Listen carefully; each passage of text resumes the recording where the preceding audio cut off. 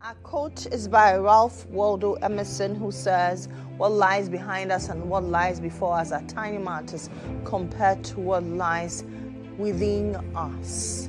Sometimes you think the task ahead is difficult. Sometimes you think moving will be a difficult thing to do. You're asking yourself, what if? What if it succeeds? What if it doesn't feel like you're thinking it will? So what lies within us is greater than the things that we're thinking could go wrong. So think positive this morning. Let me bring you our word for this morning, Kankesi, the extra tall man. Today's word is ethos. Ethos. It's a noun. Ethos means the moral ideas and attitudes that belong to a particular group, society, or person. Let's exemplify it. The opposition says harassment and intimidation are part of the incumbent's ethos. Ethos.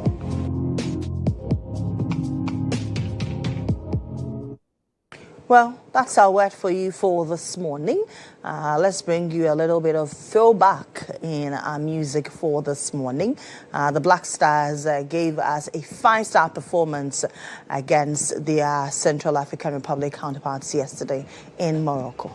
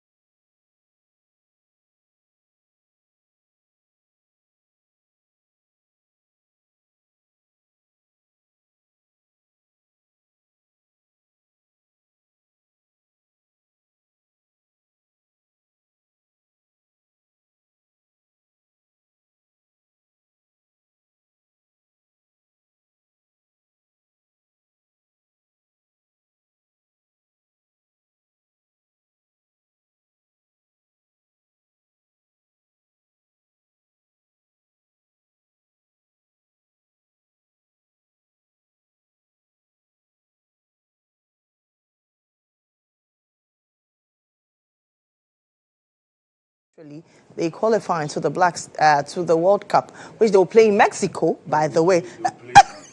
In Canada, especially as well. The US and Canada. They'll play in Mexico. I hope that they continue giving us good performances, 5-star performances like they did. It's a zone whenever the Black Stars know that something is at stake. That's when they kill themselves. Hey, Ghana Black Stars. Anyway, let's head to Inside Out.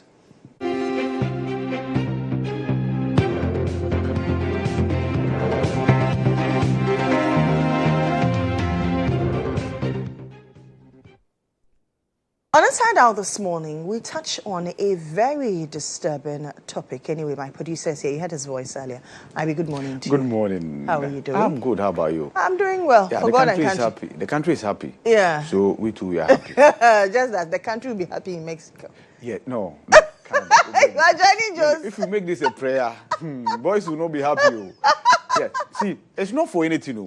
We just want to go and tour the USA and then tour Canada. We'll come back. No, but see, Mexico is beautiful. You need to go and tour Mexico too. I think which other team has qualified? Argentina has qualified. They should go to Mexico.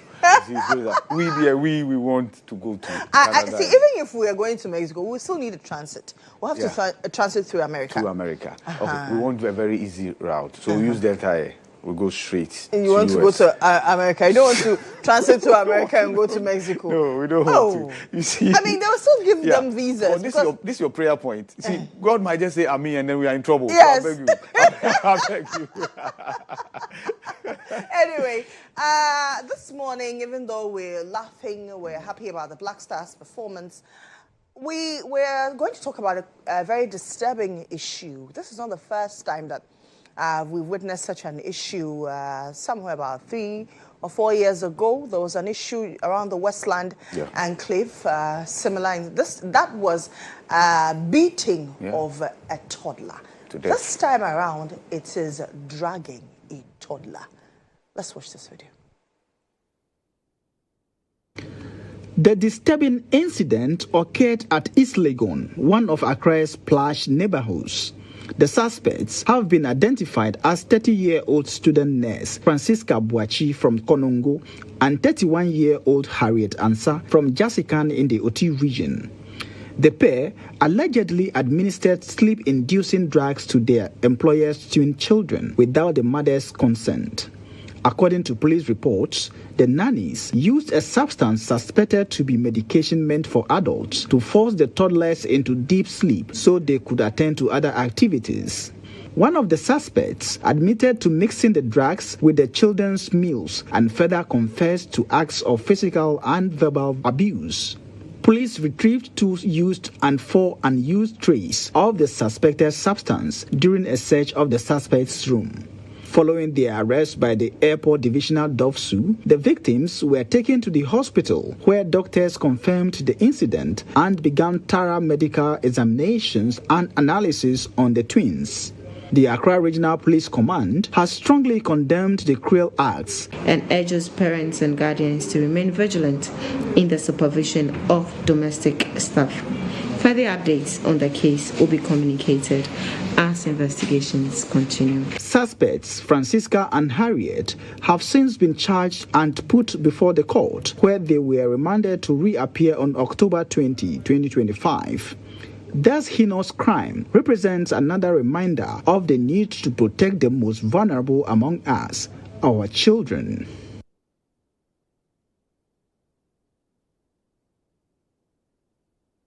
Sometimes you don't know what to say. Some of these acts, you're wondering what at all is running through a sane person's mind. That you drag a toddler, a baby, to sleep so that you can go about your chores. If you think that the children are a handful and so you cannot take care of them, just inform the mother. We are 2, but we are unable to take care of the twins. So please, get extra help. Or you want to leave so that you can get nannies for these children. Why would you give medication meant for adults?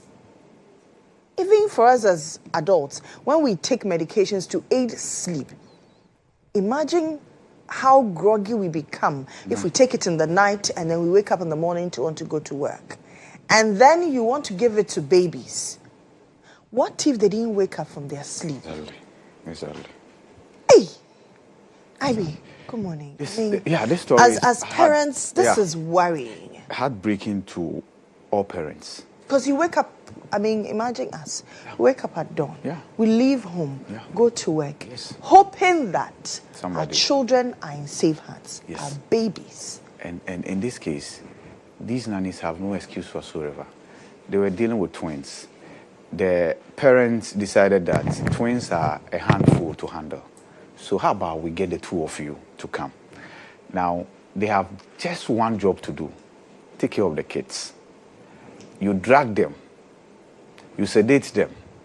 And when you are caught, your excuse is that you need to attend to other things. What other things are more important than taking care of the kids for whom you were employed?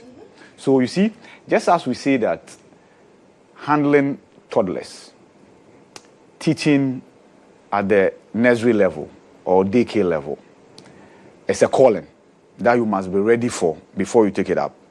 It's the same way for nannies or caregivers. These two individuals obviously do not have the calling. Yeah. But for some strange reason, and as you know, the poverty that we are fighting in this country compels people to take up jobs that they have zero interest in. And zero obviously, qualification. They didn't want to do this. And zero qualification. Because exactly. If you are a qualified nanny, why would you want... You know the do's and don'ts. One is a student nurse. And that makes it dangerous. Yes. For a student nurse, you know better. Exactly. You should know better. better. You are familiar with components of medication. Exactly. That's how come they got to know what can sedate the kids. Right? So just imagine she passing out to become a nurse and then attending to patients. Because if you don't have enough patience, the temperament, the empathy to handle these toddlers, how much more attending to patients who sometimes can be very demanding and a harmful as well. Now, what they have done to these kids is an irreparable damage. Kids are the easiest crop of people to fall asleep. See, when they even want to sleep, they disturb you the more, right? And after you attend to them, they sleep. So naturally, you could put these kids to bed. A family that has been able to hire the service of two nannies obviously will have the resources to get gadgets. So these kids, I'm sure, have gadgets that they use in playing. Yeah. You put on the television and let them watch some nursery rhymes.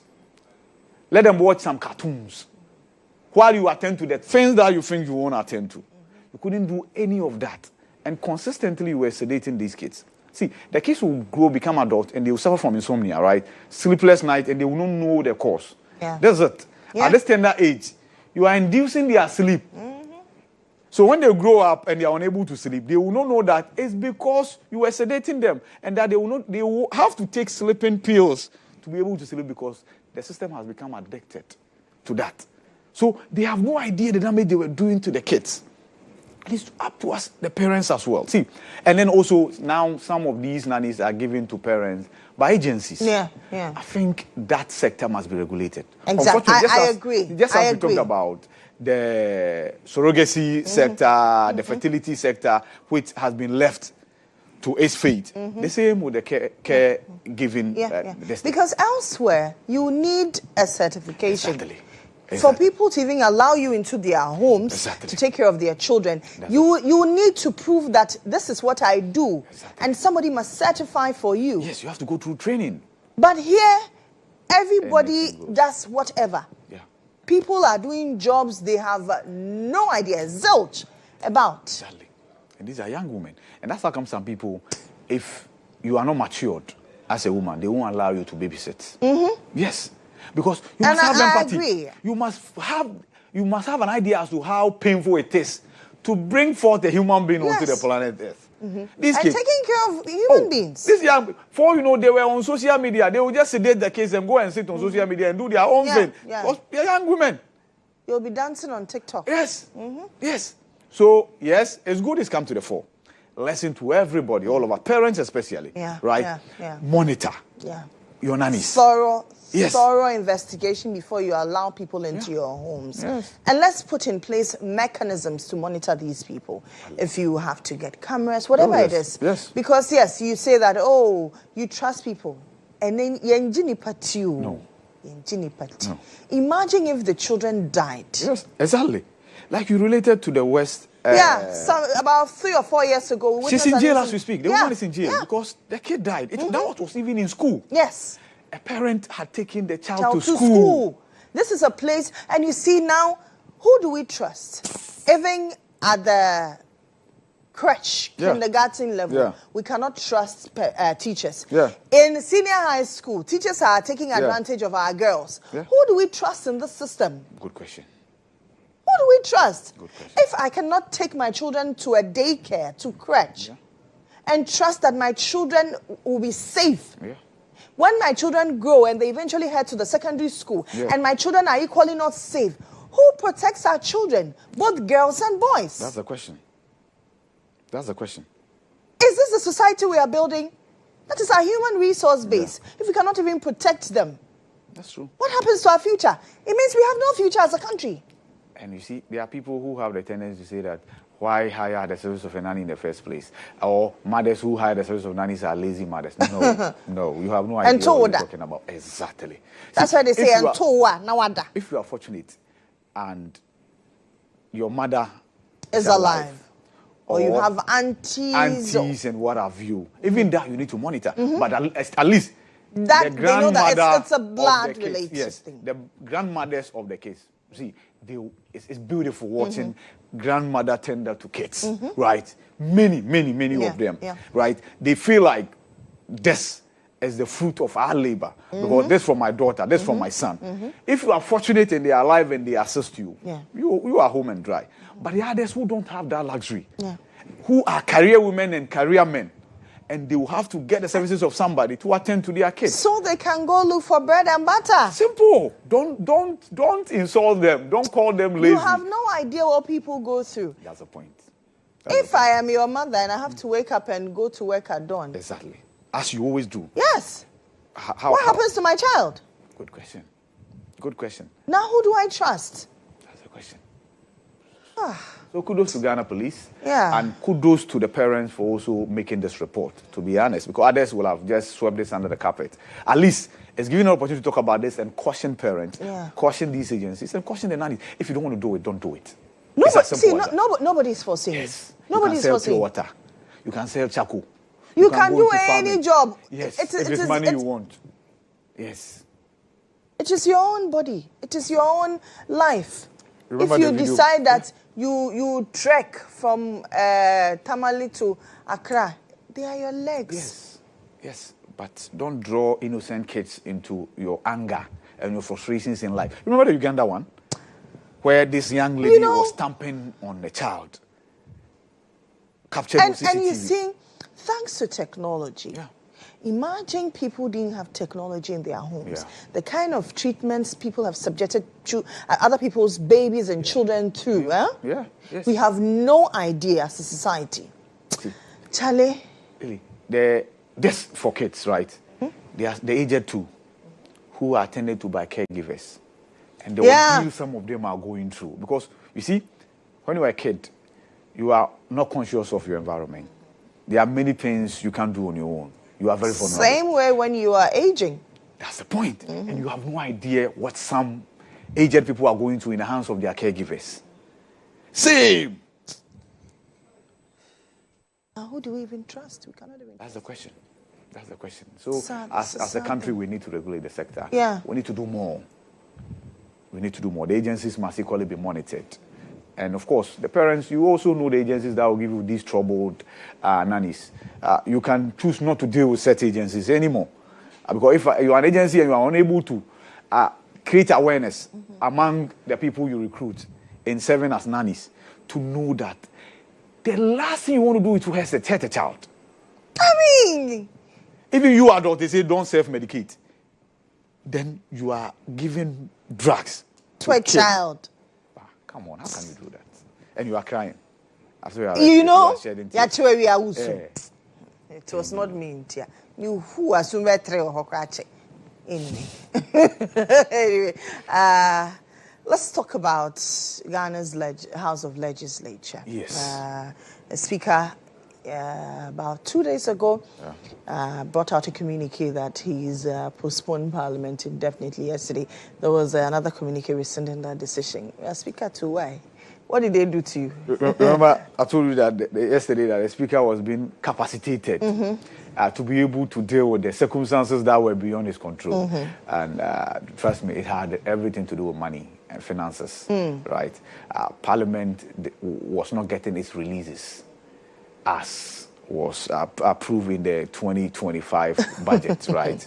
And so, that when this government took office and then Dr. Kesela Tuforsen was vetted and approved as finance minister, there were a number of things that he needed done. So MDAs, that's the ministry, departments and agencies, were not even getting their releases right because he felt there were many things that needed to put in place before the releases went out there. And that's how come even the opposition ascribed the strength of the CD to the fact that government was not spending, right? By the point, yes, the veil was lifted and then some of the releases were forwarded to the agencies. Parliament feels it had not gotten what it ought to. And so it had become difficult running its affairs. And mind you, Parliament is not an institution you can treat as the ministry, department, and agencies. It's a co-equal arm of government. And I'm surprised, many people are surprised at the action of the Speaker. Akufo-Addo had worse treatment in this regard. He verbally fought the president because the president had decided to reduce the budget estimate proposal submitted by the legislature. That's how it works. The executives will cater for his own budget. So the president will determine how much the Ministry of Finance gets, how much Ministry of Education gets. But when it comes to the legislature and then the judiciary, what they do is that they put together their own budget and submit that to the executive, right? What the executive can do is to negotiate that you are demanding A amount of money. Our public kitty can cater for A minus Z, right? And you understand.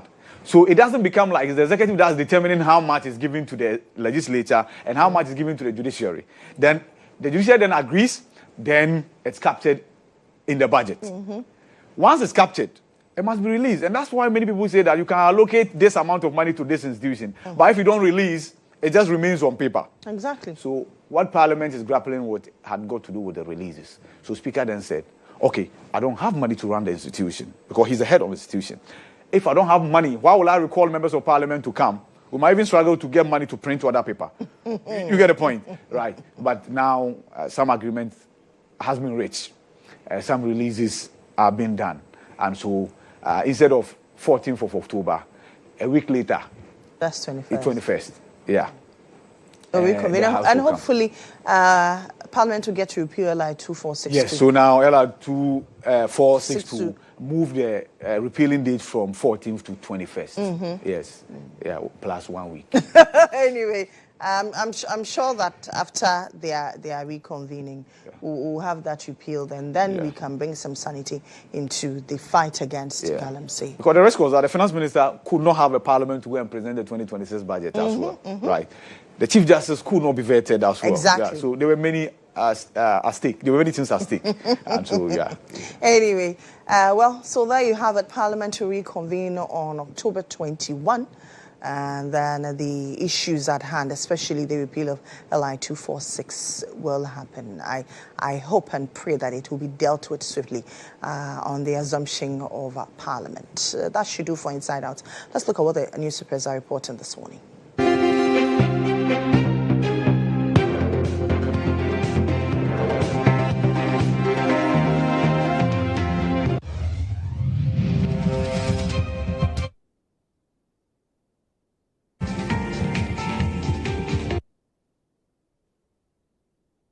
Okay, so let me start with the Chronicle. Lily. Wa Medes, please grab human beast.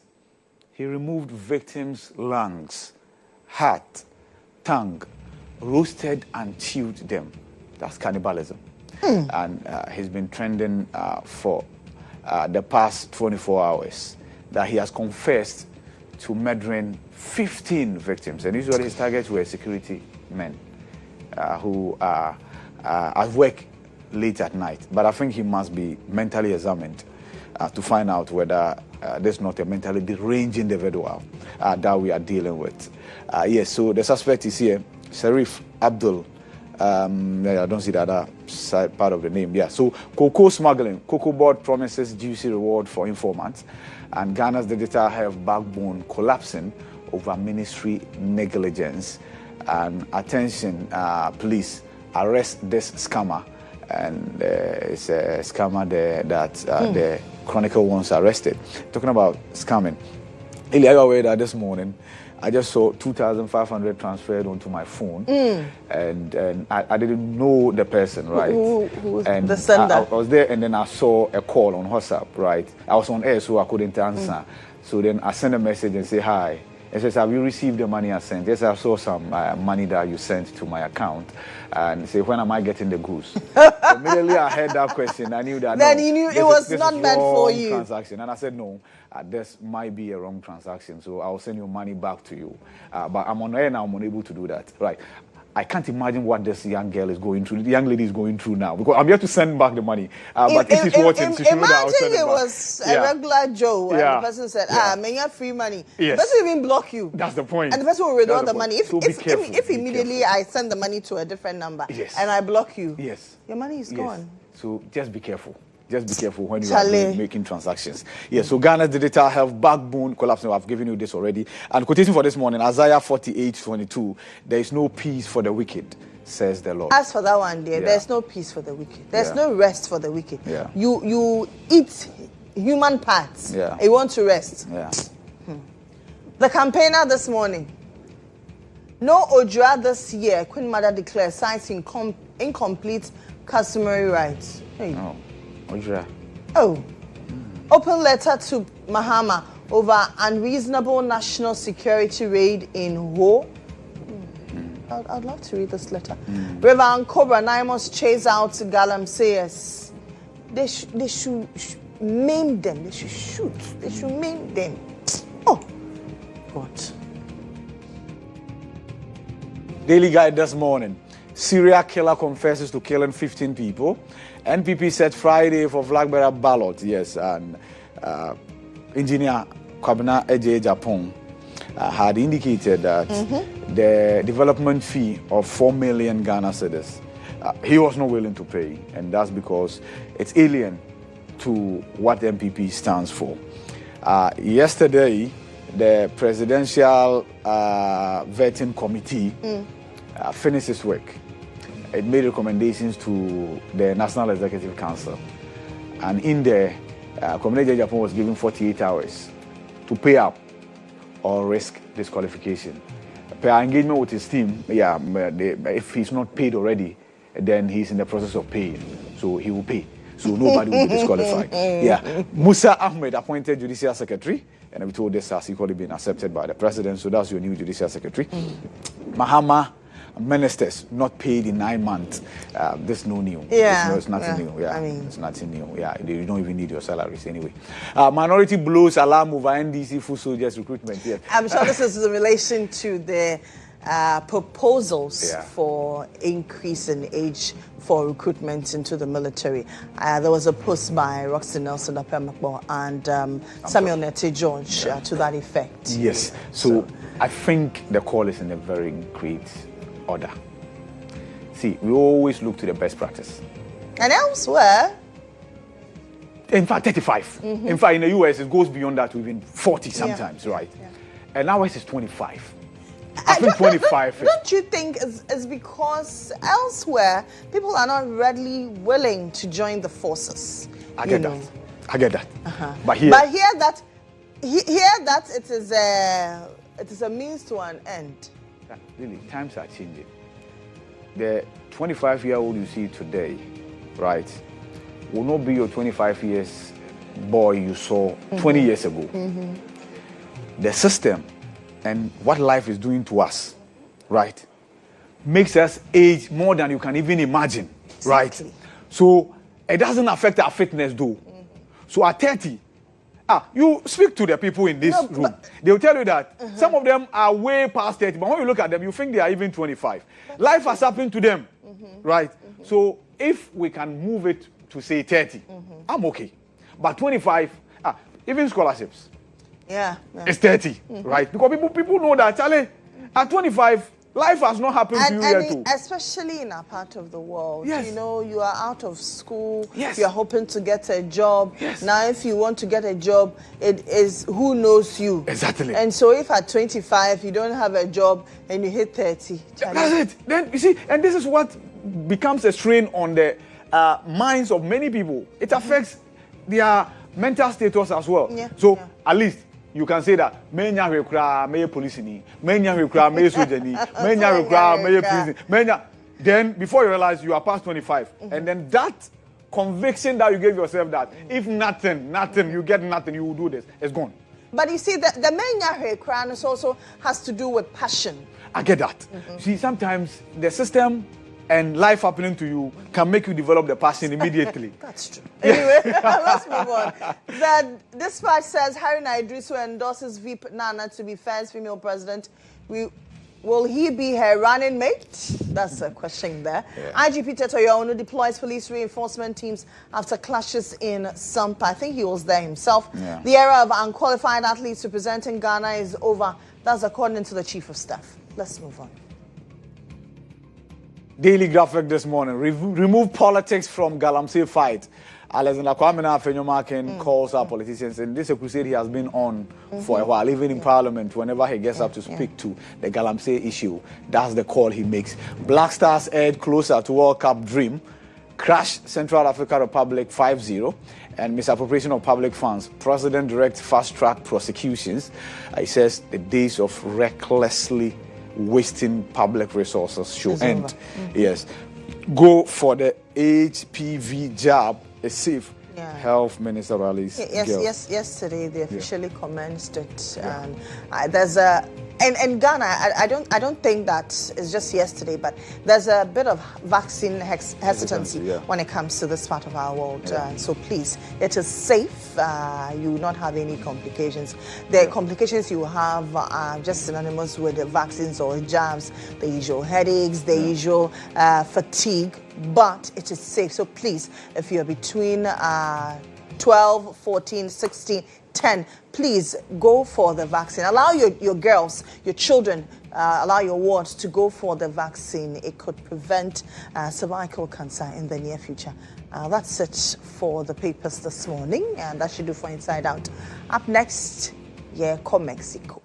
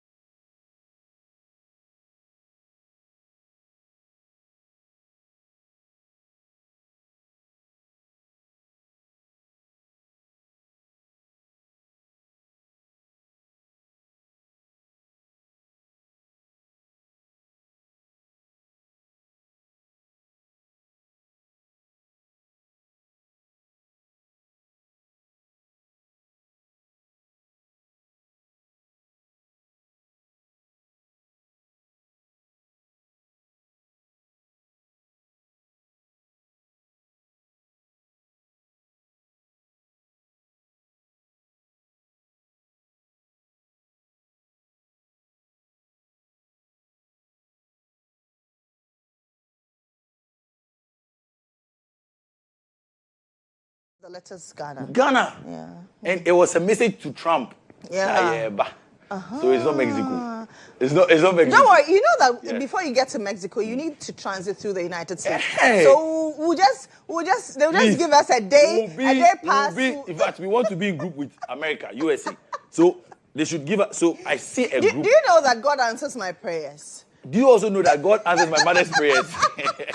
So I see us in group with USA. Then I see Ghana. Then I see Poland. Then I see one country from Asia. Okay. Yeah.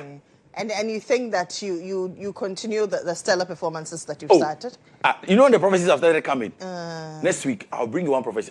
You know, Ghana will play on Sunday. After Sunday, I'll bring one of the prophecies. So what's at stake now after Sunday?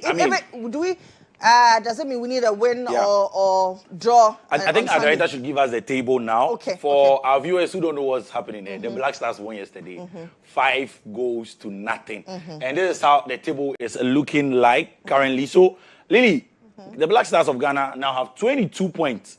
And Madagascar second with 19 points. The rest, we don't care about them. Now, we don't care. We don't care about them at all.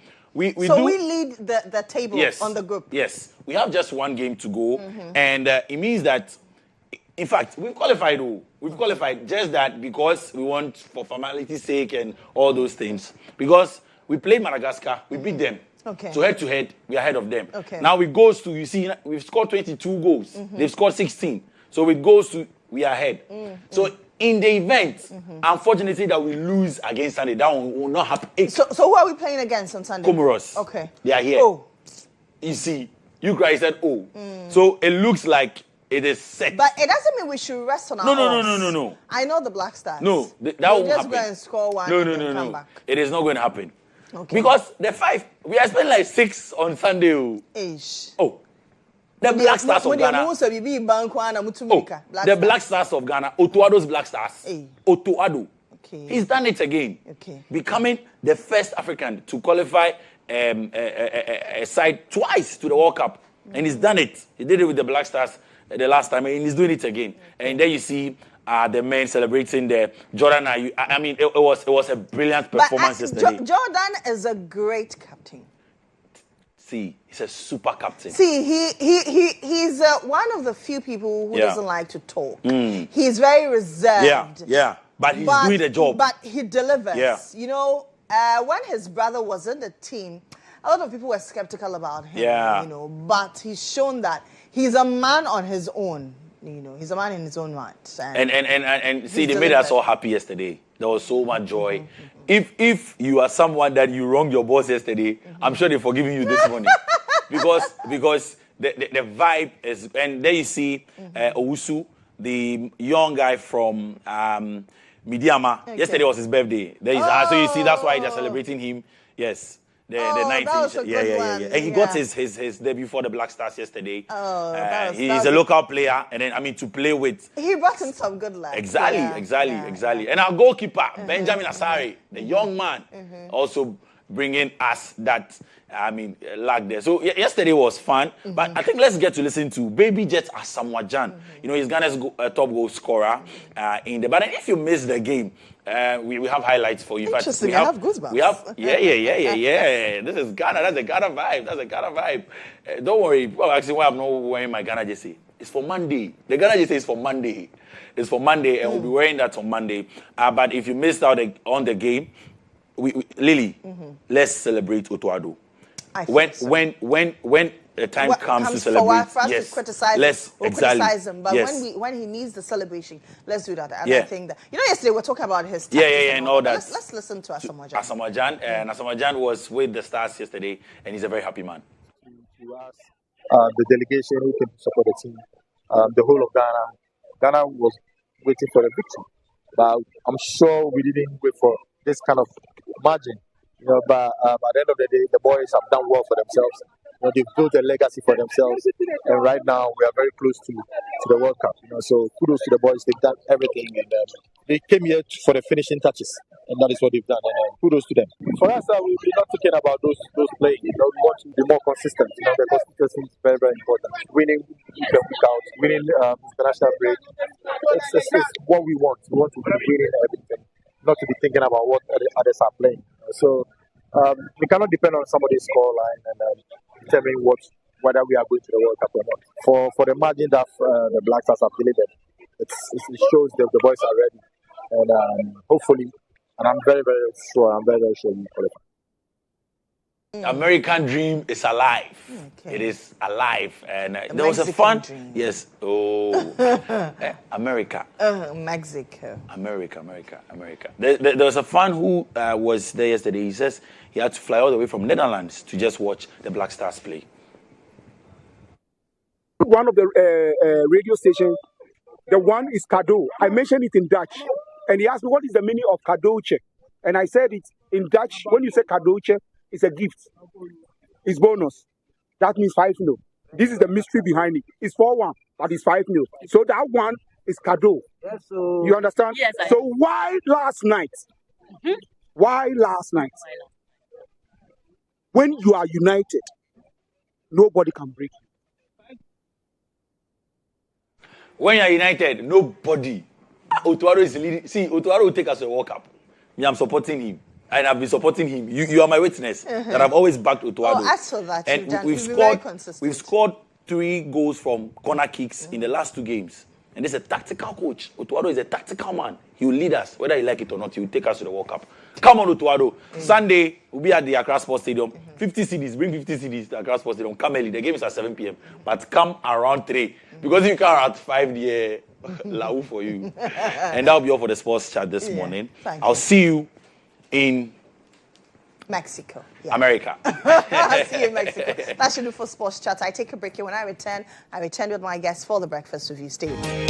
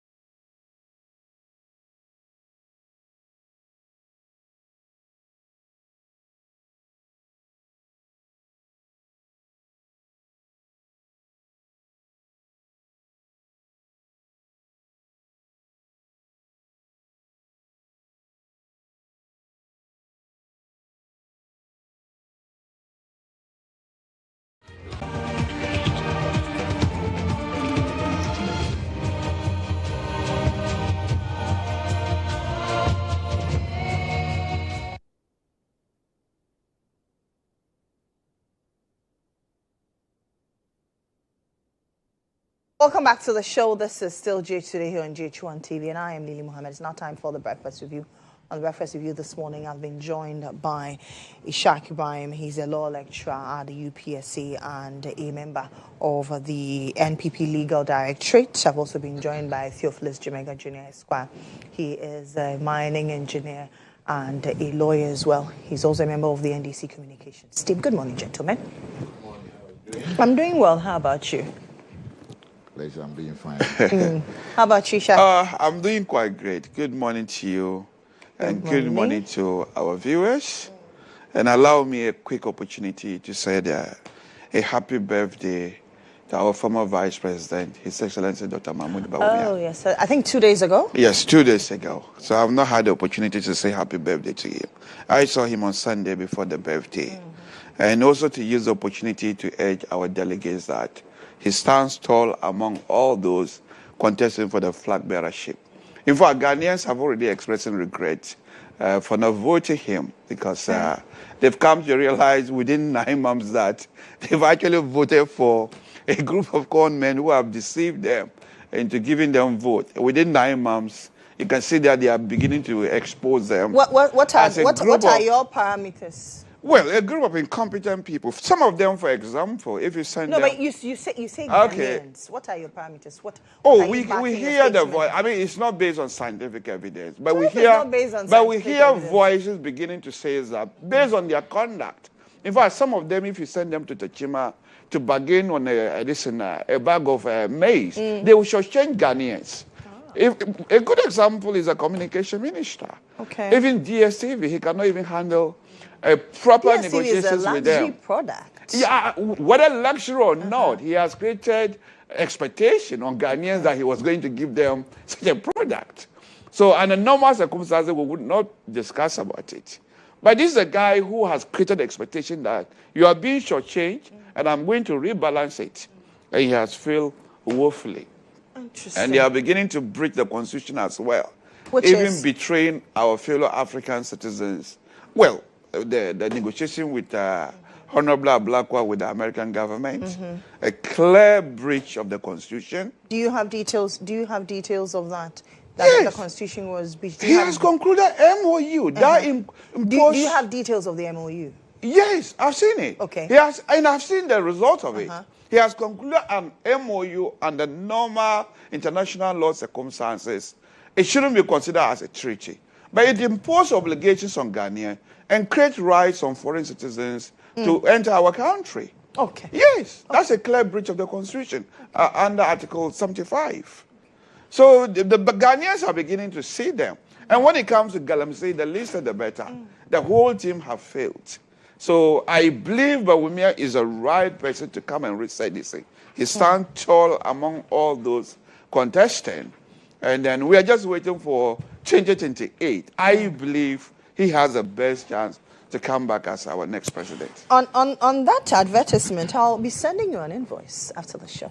Okay. Yeah, but I don't think, I think it would be fair to just respond. Okay. Yes. Yes. Sadly, if they go along the tangent this way, you're going to be in opposition for a very long time to come.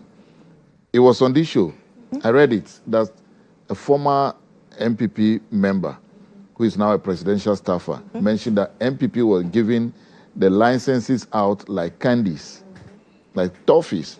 So they don't have the moral ground today to complain about the effects of the candies they gave out.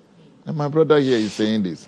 Number two, how can Ghanaians... What's the, sorry to cut you, what's the correlation between licensing and illegal mining? Illegal mining, thank you. Yes, they were giving license to small-scale miners.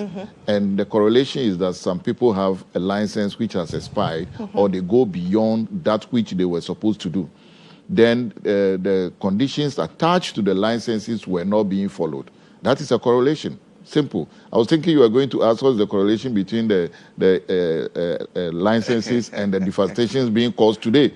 But illegal mining is causing the devastation. Yes, that's what I mean. I thought about the correlation between the licensing and the one you asked. Number two, he mentioned that Ghanaians are regretting for not voting for Bawumia, the person who went ahead and apologized to Ghanaians for failing them, and Ghanaians are, oh, come on, give Ghanaians a bit of respect. I mean, he went ahead and apologized that ministers, head of state, head of departments, chief directors, we have all made mistakes.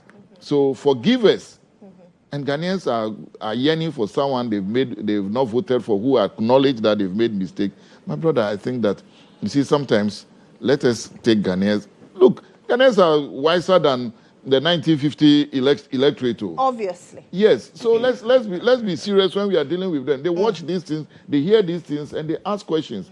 As I will tell you today, I said it here before. If you have ever lived under 8 years of Nanado, you can live in hell. Yes. And secondly, let's be honest here. Which type of constitutional breaches we have not seen in this country under the last 8 years? At a stage that we were thinking that even the judiciary was so much compromised, people who were able to go to court on Friday, 10 o'clock, secure order by 11 o'clock, today cannot even get bail for Abronye. Those same group of people. And those same group of people are complaining today about constitutional breach, yet cannot go to the same court they used to tell everybody, go to court, go to court, go to court. Now, if your neighbor or a thief tells you go to court, then you must know that his friend is either the judge or the judge is his brother. Yet today they cannot go there. Okay, let's since you mentioned the court, let's touch on constitutional issues. There is a petition by a private citizen for the removal of the acting CJ because it's not yet been confirmed by Parliament. Parliament will reconvene on 21st October, and hopefully by then he may be approved. The petitioner stated misbehavior, citing Article 146. I'm sure Article 146 has become very popular in Ghana on the removal of the former CJ. Yes. Let me start with you, Isha. Okay, thank you very much. And I want to find out, is this an NPP-sponsored petition? I doubt that. I don't think so.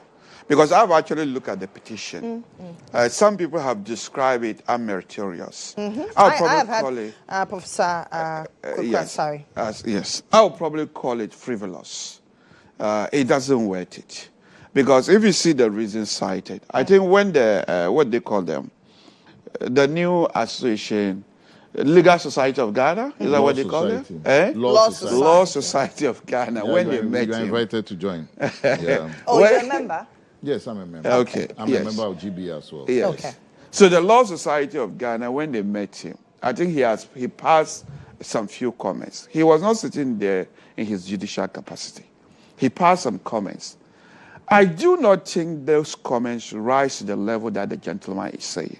And moreover, if they were to show a clear bias or an apparent bias, there is a remedy to that. If you look at a famous case law, common law case law called Ex parte Pinochet, where Lord Hofmann sat on a case brought by Amnesty International, and he was a patron to Amnesty International. The court made it clear that the common law have always maintained that judges sitting on a case has to demonstrate not only that there is no bias, but there is no appearance of bias as well. This is the case. He's not sitting on the case. But even if he's sitting in the case, there is a remedy for it. You can ask for the case to be set aside.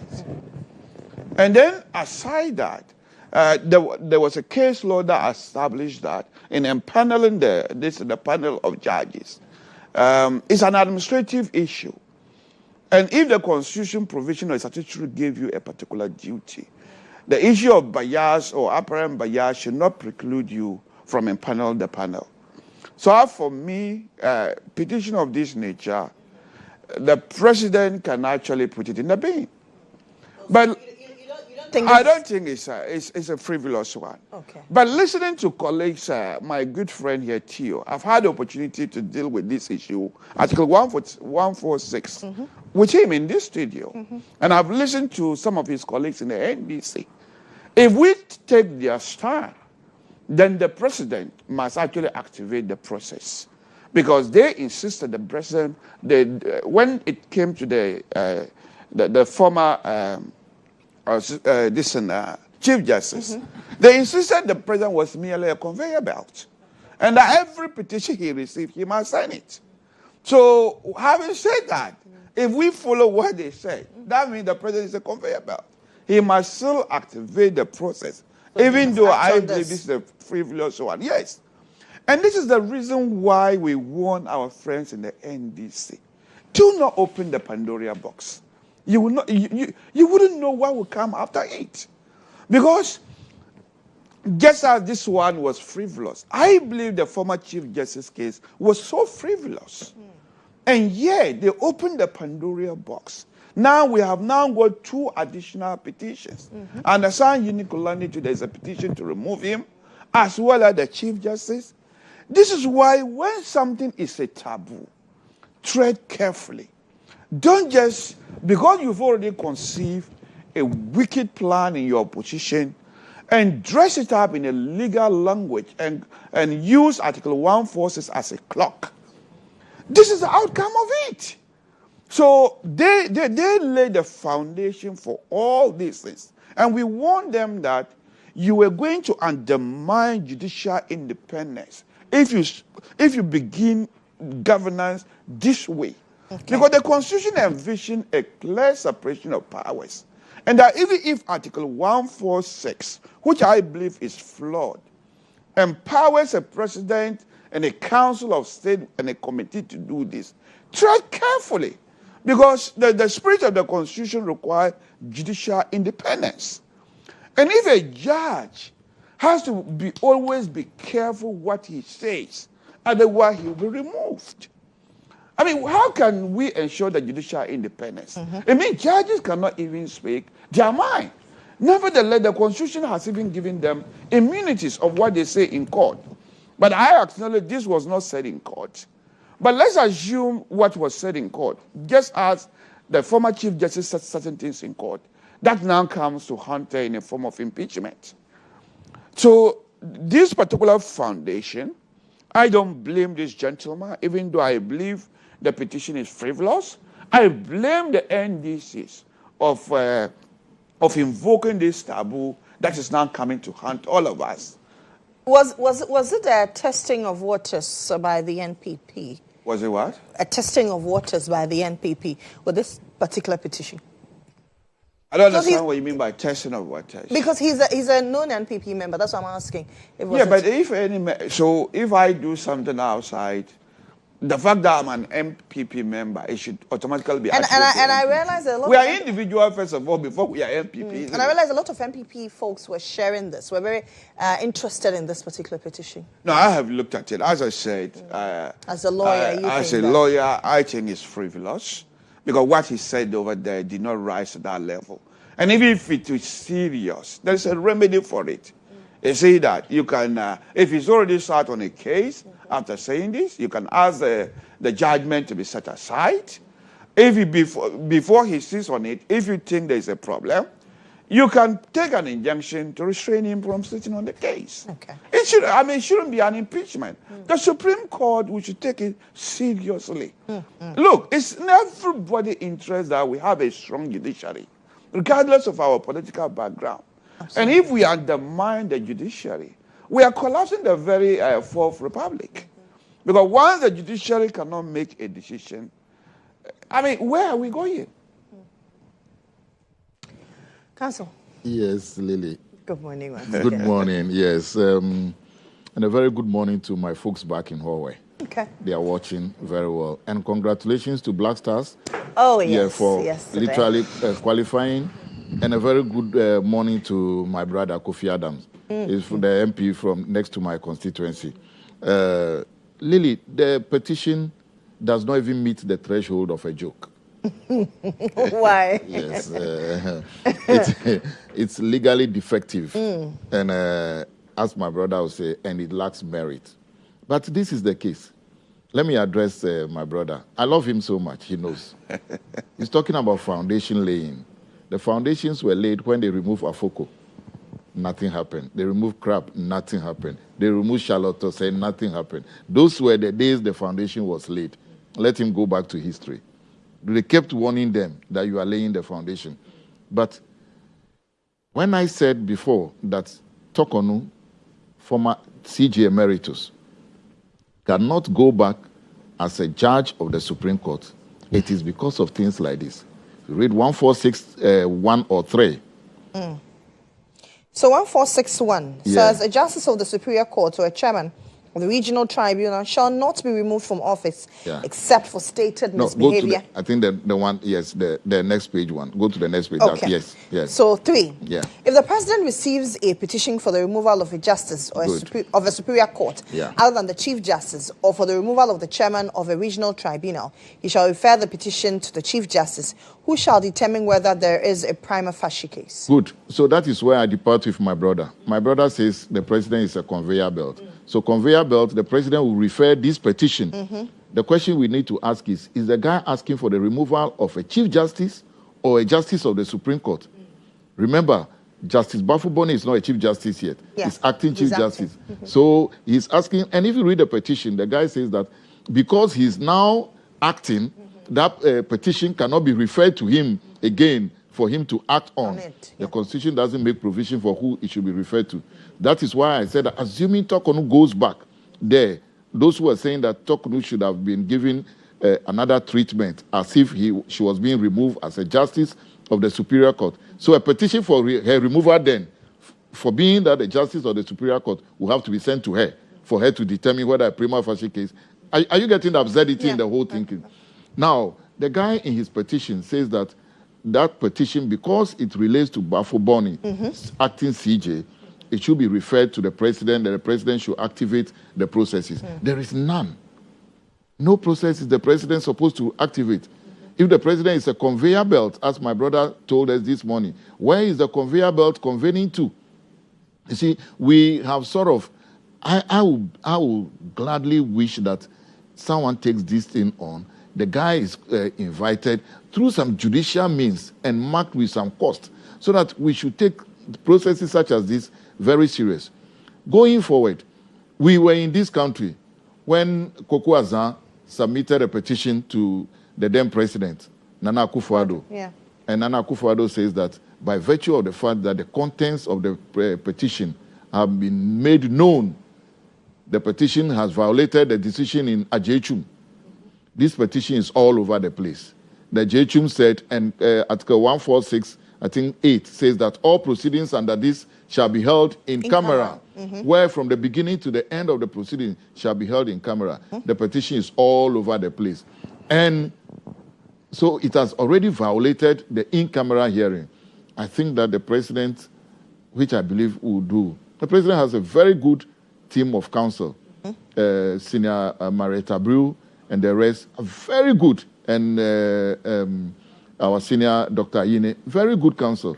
I think they will advise the president that dispatch this back to the sender with the speed that it was sent, that it doesn't merit any of the legal standards we know.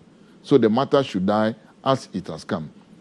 Now, for those sharing this, I am surprised that for the first time, my brother, who was one way saying that, oh, it was conceived by MDC, today, when you pointed out to him that this might have been conceived by MPP, said, no, it's an individual that is trying to do that. When it suits you, it's a bird. When it doesn't suit you, it's a vulture. No. Let us be straight in our deliberation principle to say that this is a certain MPP member, non-MPP member, who has written this. He mentioned the one written against Justice Kulendi. It's also another laughable one. Very laughable. I am only thinking I knew the author of that one. I think he was my classmate way back in LLB who wrote the other one. And I'm wondering, what were they going to achieve out of that? You were in government. You saw all that happen. No petition could have been written. Petition just woke up one morning just because Godfrey Dami is being hauled before the CID and the General Legal Counsel. So you need to stretch the nexus and bring in Kulendi. Let us get serious. You see, the idea that we are going to retaliate because Tokonu was removed. The very people who today are saying that the removal of Tokonu is wrong are the ones saying that tomorrow when we come, we'll also remove somebody. Why? If it is wrong today, why do you want to do it tomorrow? Yeah. Back to the substantive thing. You talk about the fact that Ghana Law Society visited the acting CJ, and he made certain pronouncements. So by virtue of that, he has violated his oath of office. I can assure you, Ghana Law Society will definitely be responding to this because it is a misrepresentation of situations that took place that day. Another thing the Constitution guarantees us is freedom of association. The acting Chief Justice says it's heartwarming to have come to us. Let me tell my brother here and all viewers, Ghana Law Society tried on several occasions to have audience with Justice Tokono, and they were not successful. They have seen somebody here and said, let's go and greet the person. Tell the person that we are in the offing. We are trying to put all structures in place. And the man says, look, we only recognize people who do the thing. So do your thing and come back and make the application. We'll recognize you. What is wrong with that? There's nothing. That's why I said that this petition actually doesn't even meet the threshold of a joke. For us to even think about meeting the threshold, legal threshold, or any merit in it, there is none. It is legally defective. And I don't want to add again that mathematically even it won't meet anything for it to be considered. So I wish the President, His Excellency, and his team would dispatch a response with the speed of lightning back to sender. Back to the petitioner. Back to sender, that this doesn't meet any of the things that we know. And I believe that my brother Felix Fusukwachi is watching, and they will do that to set this thing, and we move on. Okay. Let them rather wait. The acting Chief Justice will appear before the vetting committee. In Parliament. Yes, of Parliament. Whatever problems they have, they put it before him, and he will answer. I believe Justice Bafuboni is up to the task. Exactly. All right, let's talk about, yes, you wanted to touch on something before. We quickly I thought one would have thought that a voucher was also a bait.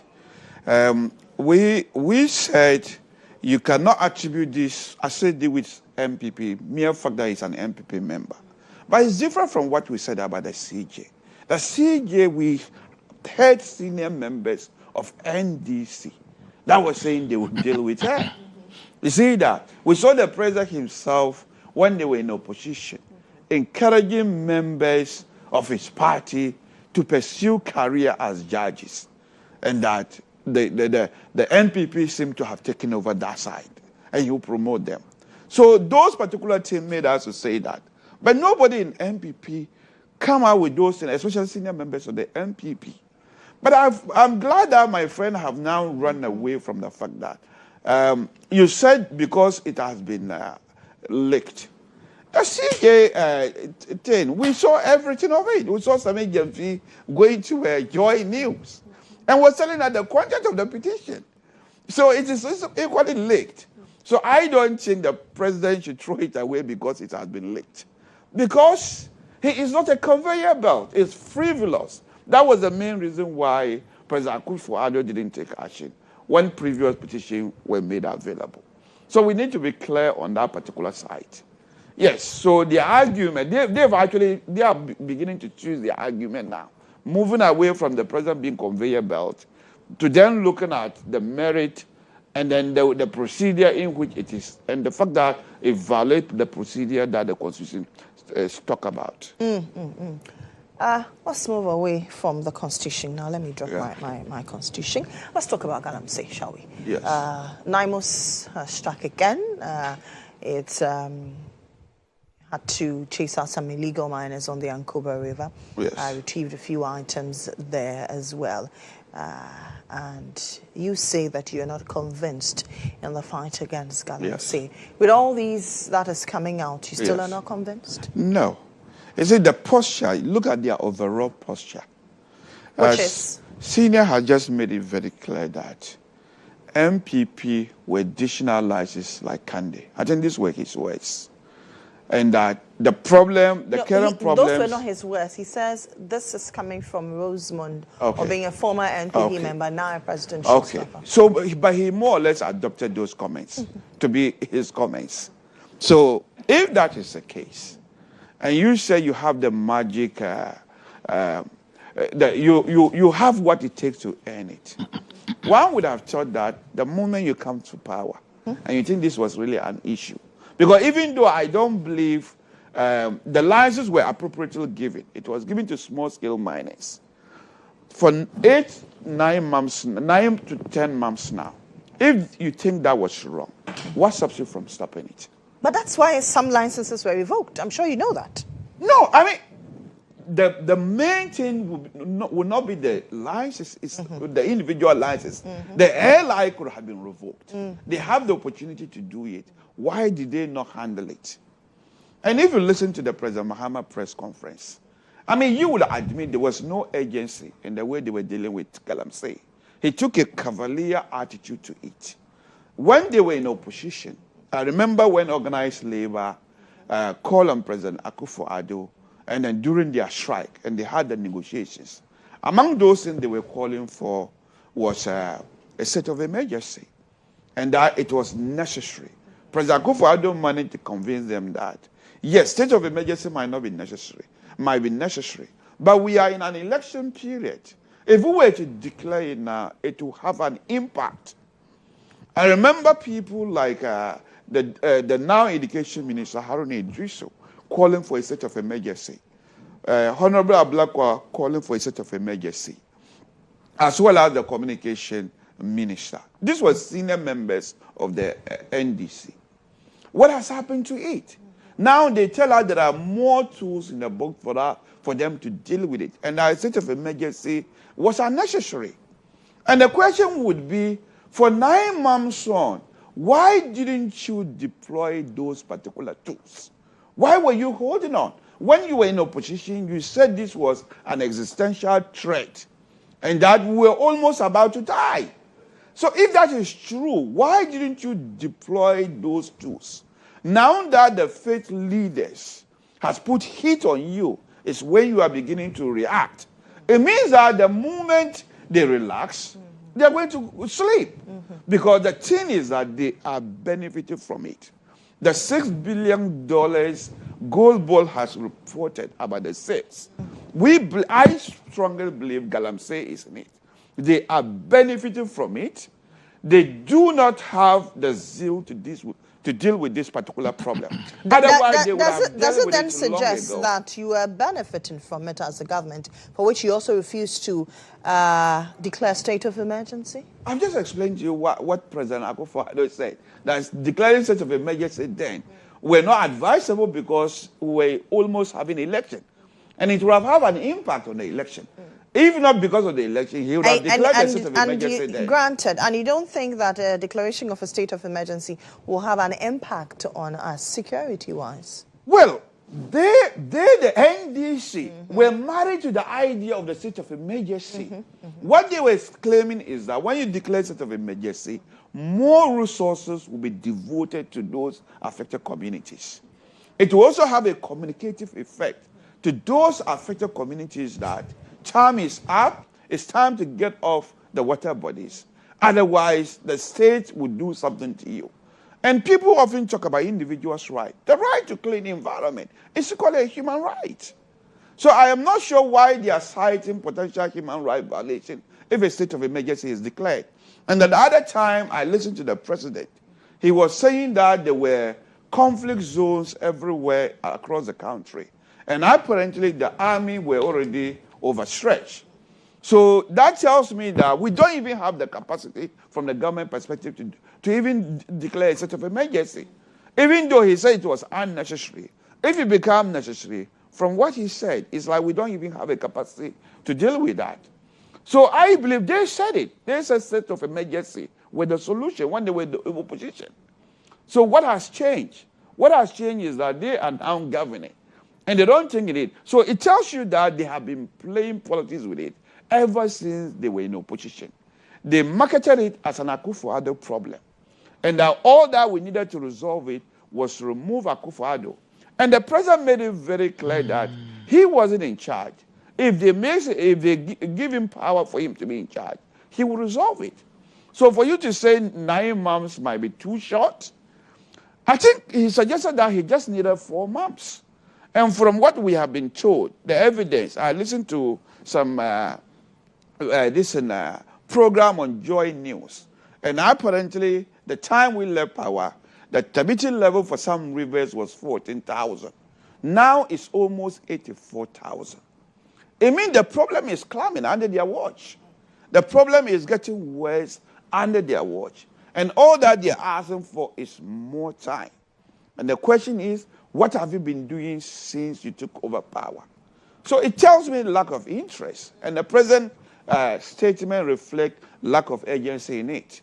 And if somebody doesn't see an issue to be a problem, it's hard to find a solution.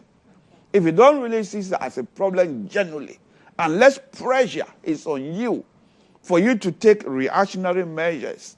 So once the pressure is off, you go back to bed. And that is exactly what they are doing.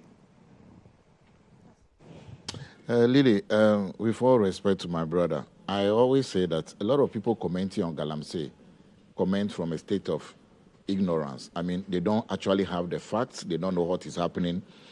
So they talk about what they see in the media here and conclude. Okay. Yes, my brother talked about turbidity. Turbidity here just means how cloudy water is. Now, and if you get water now, if you make it cloudy, let's say you pour powder in water and you make it cloudy, the more you continue to stir, the more cloudier it becomes.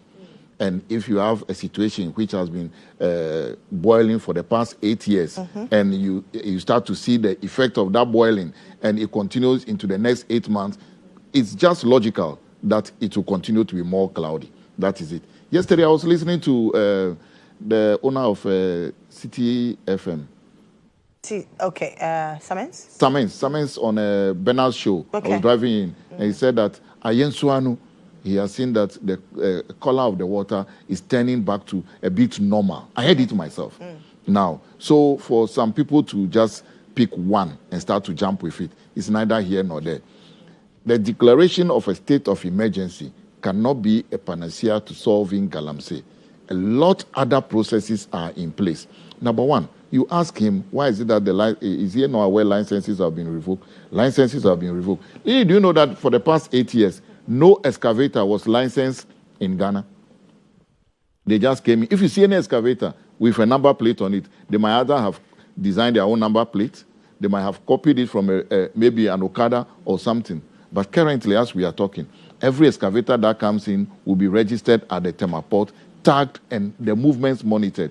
Now, there's part of the law that before you bring excavator, you need a permit. Now, over 1,200 excavators have arrived in the country over 4 months now. They cannot be cleared because there is no permit. Tell us what you need it for. So they have to move them even from the harbor to military installations for safekeeping. These are all efforts taking place. This morning, we had NIMOS, had the security committee that are working there. They have arrested Ghanaian, Chinese, and Indians in the forest reserve. Before then, there were 9 forest reserves known as red areas that nobody was supposed to enter. But those 9 forest reserves have been collected. My brother have been claimed back from the Galamseyers. My brother here talks about the fact that even if the president were to declare state of emergency, we don't have the capacity. Then that should have ended the story. He's a lawyer, for crying out loud. There's a general principle in law, nemo dat quo non habet. Nobody gives what he has not got. So if the president says we are stretched, we don't even have the capacity to use all the military for this, and you are here and you criticize that, no, somebody who is the commander-in-chief is aware. He also intelligently, I know he's a lawyer, very intelligently switched to say that we were in an election year. That's why the state of emergency could not be declared. In effect, telling us that the problem only arose in election year. The year before the election year, there was no problem. Galamsey only just started 2024 and so declared state of emergency. No. Even between the period of the losing the election and the transition period, the number of licenses given out, as my sister said yesterday, like candies, was amazing. The number of licenses given within the 8 years was more than all the licenses given pre-Akufo-Addo's regime. We were here when Akufo-Addo was asked about Akunta mining. And he said, as he's talking, Akunta mining was not mining in any forest reserve. And they went on, used the semantics to say that he meant, as at the time he was talking, like, Philly, as he was talking, they were not in the. Now, thank God, Untumi has his day in court, all those things are coming out. You see, the Galamsey issue, we cannot eradicate Galamsey. We cannot eradicate it because Galamsey had been with us since Don Diego de Azambuja. But we can stop large-scale use of equipment and machinery to destroy our water bodies and the forest. Because when I was in school, Galamsey was just pickers and shovel. And I want to make this clear. I didn't say we cannot stop Galamsey. I said we cannot eradicate Galamsey. Galamsey had been with us. But the minister's presentation, I was at the presidency, the CLSO's meeting. I was there. And I was just behind the Catholic bishops. The first one stood up and said, we are not aware all these are being done. That's the first statement he made. Then Colonel Abuaji, Festus Abuaji, also said that security situations, a state of emergency cannot be the solution. There were the president of Ghana Journalists Association, who also said that we are not aware all this is being done. We will follow you and carry it on. Only one group of people, only one group that considered that a lot has not been done or a lot is not being done. And we know why. Because they were the beneficiaries. Today, they are running away that they were beneficiaries of Galamsey. You see, let us not equalize because we all are at risk. But for you to criticize, my grandma always says that let your side finish first. The story you get for your body, let that one finish first. Then you go criticize somebody you won't. Yes, it's not yet finished. You were the ones who caused a lot of havoc in this country in the terms of Galamsey. Today you are here telling us this. We beg you, we are solving it. We shall solve it. There is nobody in NDC who is not aware that Galamsey is one of our Waterloo. If we don't meet it head on and get it solved, our goodwill, our good works that have been done. For example, there's so many things we should be discussing today. So many good things. The president has just appointed some, give me the word, some ambassadors. Deputy ambassadors. The president was in Ho yesterday talking about Auditor General's report and Public Accounts Committee. I don't know whether you have watched the Public Accounts Committee. You will be sad. Yeah. You will be sad. Yeah. And that happened under the young man here who is wearing white, their government. And the man who used to wear white. And I didn't mention it. You are mentioning you are on your own. No, but I mean, we all know in this country that Kenneth Ferrata. Who used to wear white and quote all the biblical things for us. Well, today, you are pointing at one direction. That's Kenneth Ferrata, by the way. Okay. Today, he cannot. And all those things happen. And we are bleeding. Companies like Electricity Company of Ghana were in debt. I mean, they lost over 54 million Ghana cedis or dollars. All those things. We could have swept all those things and help us today. So we beg you, don't go on this tangent. Relax for us. The Galamsey fight, we are winning and we shall win. The next thing I want to tell you is that there are plans in the pipeline to start reclamation processes. So if you don't get the place, how do you reclaim? So we're going to do all those things. So I beg you, Galamsey, we are winning that fight. Can I just clarify certain things? Please go ahead. He was saying that the fact that the president said resources are overstretched. So I concluded that means he was suggesting that we don't even have the capacity. The point I wanted to say is that the president, it further buttresses the point that the president doesn't treat it as an urgent issue. He's now more or less expressing hopelessness. Because I believe Ghana has the machinery to deal with it. But if the president tells you that resources are overstretched, the conclusion I wanted my friend to understand was that he's now feeling hopelessness. And if a president is feeling hopelessness, it means that he thinks he cannot deal with the problem. Okay, when I believe we have got those particular tools. But to point to more facts where we think they cannot even speak with coherent voice. Not long ago, I think about 3-4 months ago, the Interior Minister made it very clear that those foreign nationals who are part of the illegal mining, that they were not going to prosecute them. They would simply deport them. And history have told us that if you deport people, they will come back. Like, give an example. Well, GHOne is a good example. So you should have learned from that. Okay. But you said you are going to repeat the same mistake that MPP did. Well, yes. Okay. Look, there's nothing wrong with admitting you have made mistakes. But the perfect definition of madness is consistently doing the same thing and then expecting different results. You say that you believe Ghana has the machinery to deal with galamsey. I think at so. what point did you come to that realization? Is it 9 months or 10 months ago? You have always believed? I have always believed we can deal with this particular issue if we work together and really take it seriously as an issue. Does it mean that under your administration at the time, you didn't take it serious? Listen, and people did their best. The people of Ghana, together with the NDCs convinced them that we were bad at it. And they penalized us. That is why they had electoral victory and we didn't have. And what the people of Ghana did was that they made us the opposition to hold them to account.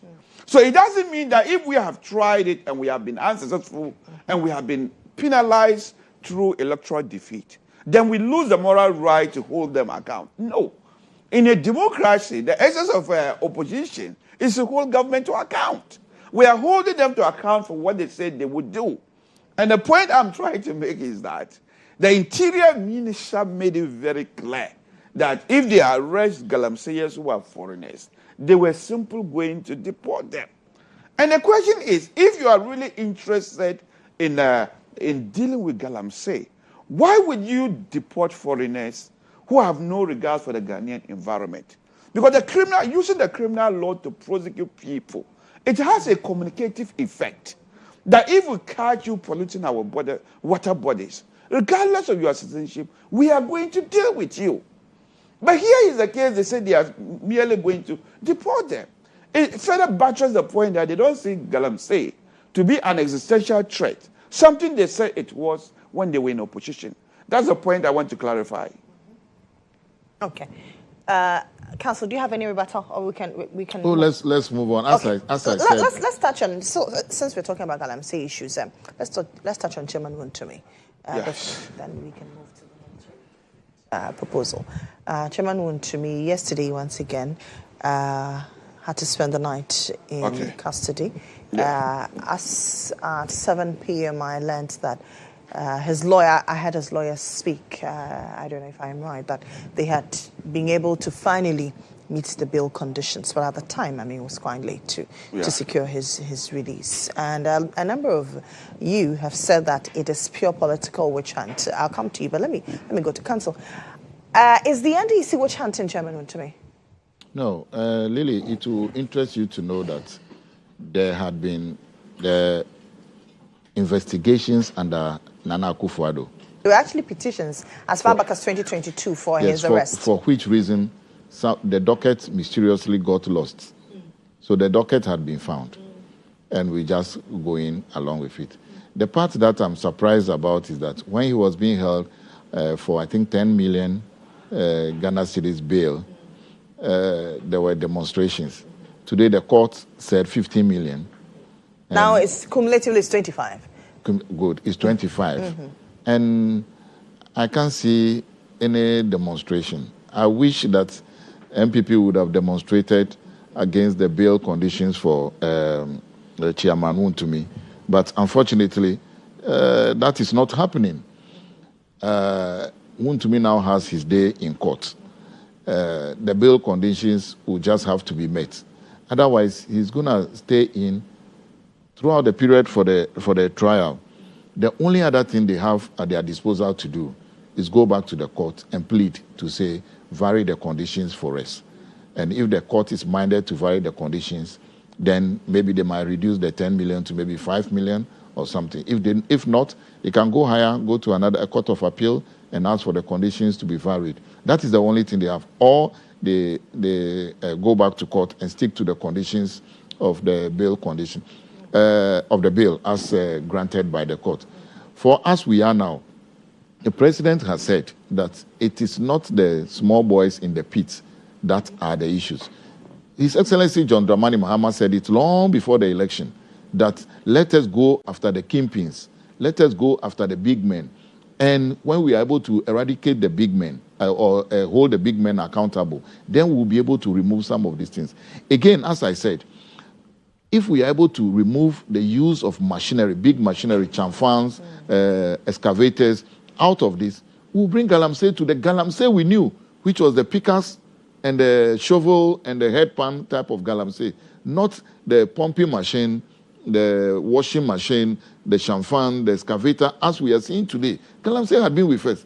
The president himself acknowledged it. He had been with us for so long, and he has been part of our way of doing things. So I think that what we are seeing today is holding someone accountable.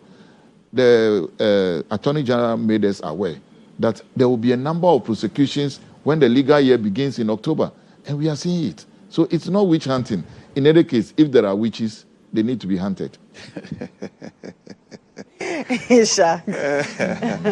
It's quite disappointing. Yes, I can see why. Look, let's get a baseline. Nobody is above the law, regardless of whoever you are.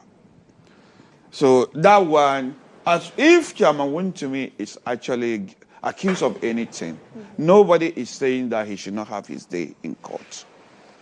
But some of them are pointing to the fact that the president is now taking it seriously because he's going for politically exposed people. And we've also seen, since they took over power, the number of people they have let off, especially prosecution from the previous administration. Some of them, they have entered nolle prosequi. Some of them, they have simply discontinued it. But when it comes to member of the opposition, you cannot say this is a courageous decision. Now, if you take normal company law rules, especially the principle that was established under Solomon and Solomon, the issue is clear that if Akunta Mining is accused of doing those things, the concept of corporate personality insists that the emphasis should actually be on the company. But when it gets to a point that you believe that individual officers of a company should actually be held responsible, this is when you can then ask for the corporate veil to be lifted. And I hope his lawyer will probably be looking at those principles. But from the very beginning, the emphasis is on President. Hopefully maybe he'll become president. I say President Wontumi. The emphasis is on Chairman Wontumi. Okay. Why is the Chairman Wontumi name being emphasized? And the NDCs are aware that this is a strong guy for us in the Ashanti region. Chairman Wontumi himself recounted stories of his encounter with the president when he was trying to convince him to cross carpet to his side. So for me, that emphasis the president, you mean President Mohammed, yes, to cross carpet to the NDC. Stories in the past, yes. Okay. When the same stories of him saying that as governor, yes, President Mohammed needed permission before coming to the Ashanti region.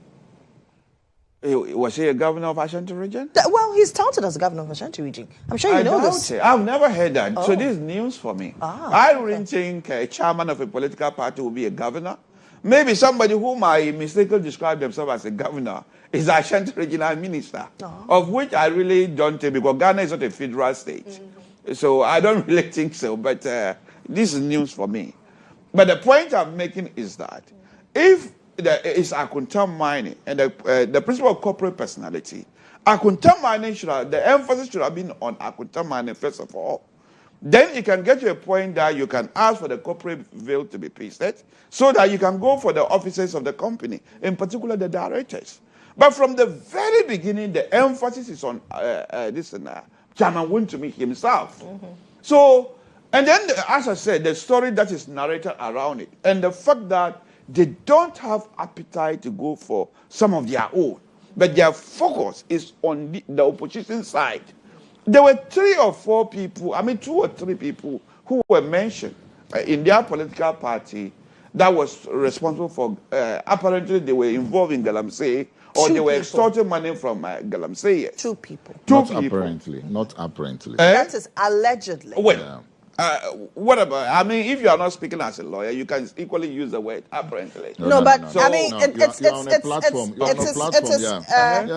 There are no investigations that have revealed that they are involved. So if the investigations have not concluded. One would have thought that. No, but if investigations have not concluded, you're a lawyer. One would have thought that. Yeah, that's what I said. That the lack of appetite and going for members of the opposition. One would have thought that by now the investigation would have been concluded. So the focus on one side And the emphasis on Chairman Woon to me in particular. And all of us know what he represents in the MPP. Our stronghold chairman is being dragged on. We have every right to question whether there is a political motive. And look at the burden that has been placed on him in the form of bail. The colossal amount of money they've asked him to provide in order to temporarily secure his freedom. When the Martin Cable number 1 or number 2, I don't remember which of them, made it clear that every crime is bailable in Ghana. If you are accused of every offense that you are accused of is bailable in Ghana. But that could be theory. Practically, is it bailable? If they ask myself and you to provide this amount of money, where are we going to get it? So yeah, these are the sort of things we are talking about. And he was saying that he was expecting MPP members to spontaneously demonstrate. Perhaps maybe they are mobilizing if it becomes very clear that you are more or less focusing on which hand. And apparently Counsel, you're a lawyer. You know that bail conditions are set a nature of offense and whether the whether or not the person has a likelihood of being a flight risk. It shouldn't be that onerous. How is there a flight risk? For charges of illegal mining, 6 charges, you don't think that it is grave enough? I don't think 25 million. That's huge. It means that, I mean, where would myself and you get it? I'm not even talking about Chairman Woon to me. Maybe Chairman Woon to me may be able to afford it. But if you're beginning to go on this trend, maybe your focus might be on Chairman Woon to me, but you are setting precedents that many of us may never be able to meet. The fact that a serious allegation is made, then they ask you to pay, they ask you to provide an onerous sum of money as this, as bail condition. I think people can read political meaning to it, and they're rightly doing so. Lily, I want to take this opportunity. I have so much respect for my brother, but as lawyers at this stage, I want to depart from him, and I want to help our viewers. My brother mentioned the fact that there is a ruling in Solomon versus Solomon, where the emphasis should be on the company. I want to presume, which I may be right, that he has not read the charge sheet. Because the company is actually... The company is mentioned in the charge sheet. So Chairman Woon and 2 others. There's one entity who's at large. Who's at large as we speak. And then the Akunta mining has been cited. Yes. So 3 people, including So Akunta mining is on the charge sheet. I again want to bring so this case does not merit the grounds for lifting the corporate veil. Number 2, a company does not work by itself. The company works through human beings. So for him to say that they should lay emphasis on Akunta mining is neither here nor there. I want to bring viewers' attention to the famous Muntie 3 case. If you follow it carefully, the company for which, the radio station for which they made the statement was also asked to come to court. Yeah. If you remember. And that time, one of the senior Ahoys represented the company as one of the directors and was in court. And the company was fined 10,000 Ghana cedis. They didn't go to say, let's lay emphasis on the Muntie 3. After that, we go and leave the corporate veil and do that. So, senior, with all respect to you, let us educate our people properly. This case does not merit the idea, one of the grounds for lifting the corporate veil. You lift corporate veil when somebody uses the company to perform something for which you don't know who is behind the company performing the act. For this, we know who are the people. We know the company. We know what they are doing. So it does not, with all respect to you. That's what lawyers do. We disagree nicely and we move on. Then he also said they were asking for colossal sum of amount. You see, I gave this example here, that when he sues them, it's a bird. When he doesn't sue them, it's a vulture. He said he would have thought that vulture is a bird. The analogy in it is that you can keep the bird, or you can even use it for meal. The vulture, you can't keep it. That's the analogy. He said that Galamsey is an existential threat to us. Yeah, he said it here. Now, persons who are alleged to have been involved in Galamsey and are being asked to account for it, and you say you don't think it's that grave enough for such a colossal amount of money to be asked. This is why I'm telling you that if you continue along this tangent, my brother, that party will gonna be in opposition for a very long time to come. Number two, let it be clear here that when bail condition is set at 10 million, for example, in the Untumi case, it doesn't mean that Untumi should go and present 10 million cedis before. Somebody has to bring a property worth 10 million cedis to go and sign to say that anytime they ask for Untumi, I'll make sure Untumi is in court. However, if he's not in court, my property, which is worth 10 million Ghana cedis, you can take it and for like punishment for me not being able to provide one to me. So that is not the issue about. So in this case, cumulatively, they have 5 sureties, because in the 15 million there are 3 sureties. In the 10 million they have 2 sureties. So cumulatively they have 5 sureties. Yes, they have 5, and there are certain instances where the court refuses somebody to be a surety here and be a surety there. If that is the condition they find themselves in, then they need to get more people. I will again advise my brother and his people that instead of massing up to say we are going to demonstrate, which I mischievously said. Mine was a mischief, honestly, because we saw old men and women sitting on the pavement in front of Ioko. I don't want to use the words that I use on certain platforms. We saw them there. Instead of going to do, look, if you go and do that at the court complex, they will be whipped. They will move them away. If they refuse to move away and they are impeding others, they will be whipped. So they should. I mean, I don't mean they will use cane on them. They will be like move to that way. Go. So they can't get the place there and go and lie down and say that won't to me. No, instead of using those things, gather your people, let them go and get meet the bail conditions for Wontumi to come home. You are saying that Wontumi is the... Lily, again, let me ask, whether you remember when COP Kofi Boachi was Ashanti Regional Commander and Wontumi was arrested, the number of lawyers who thrown the court that day were more than the number of people who visit court every day.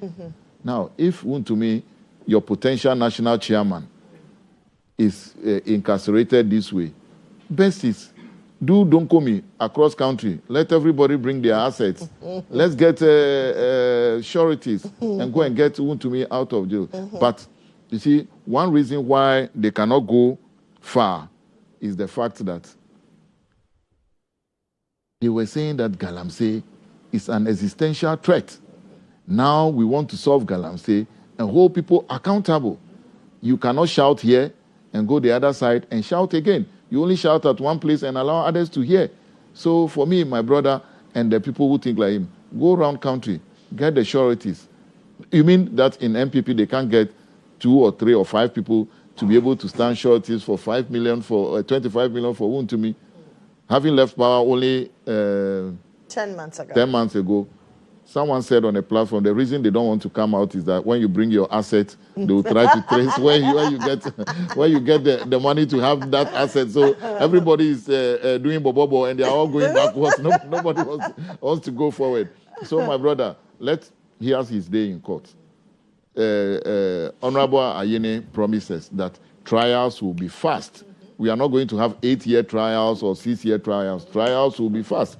Even though he said he doesn't believe in daily trial, as was done for Jechikwesin and the rest. But trial will be fast. So, my brother, gather your people. I'm appealing to them. Bring your assets. Get 5. Or go back to court and tell the court that we've done all we could. So vary it. Please vary it for us. I mean, the court will look at it, look at opposition to it from the AG and everything, and they may vary it for them. Okay. But I wish them good luck. Okay, let me take a break here. When I come back, we'll talk about proposals for the age recruitment into the Ghana Armed Forces to be varied.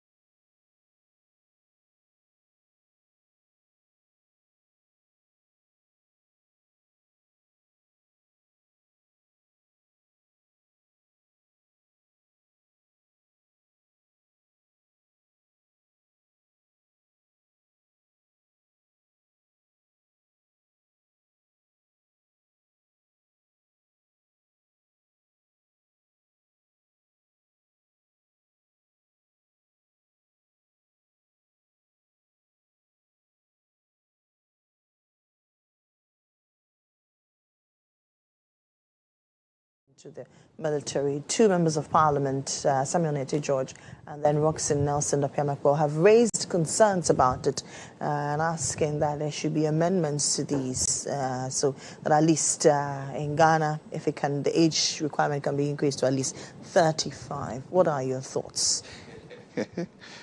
Okay. I think basically I've listened to a lot of people spoke about it. Mm-hmm. I think they're basically recommending job for the boys. Mm-hmm.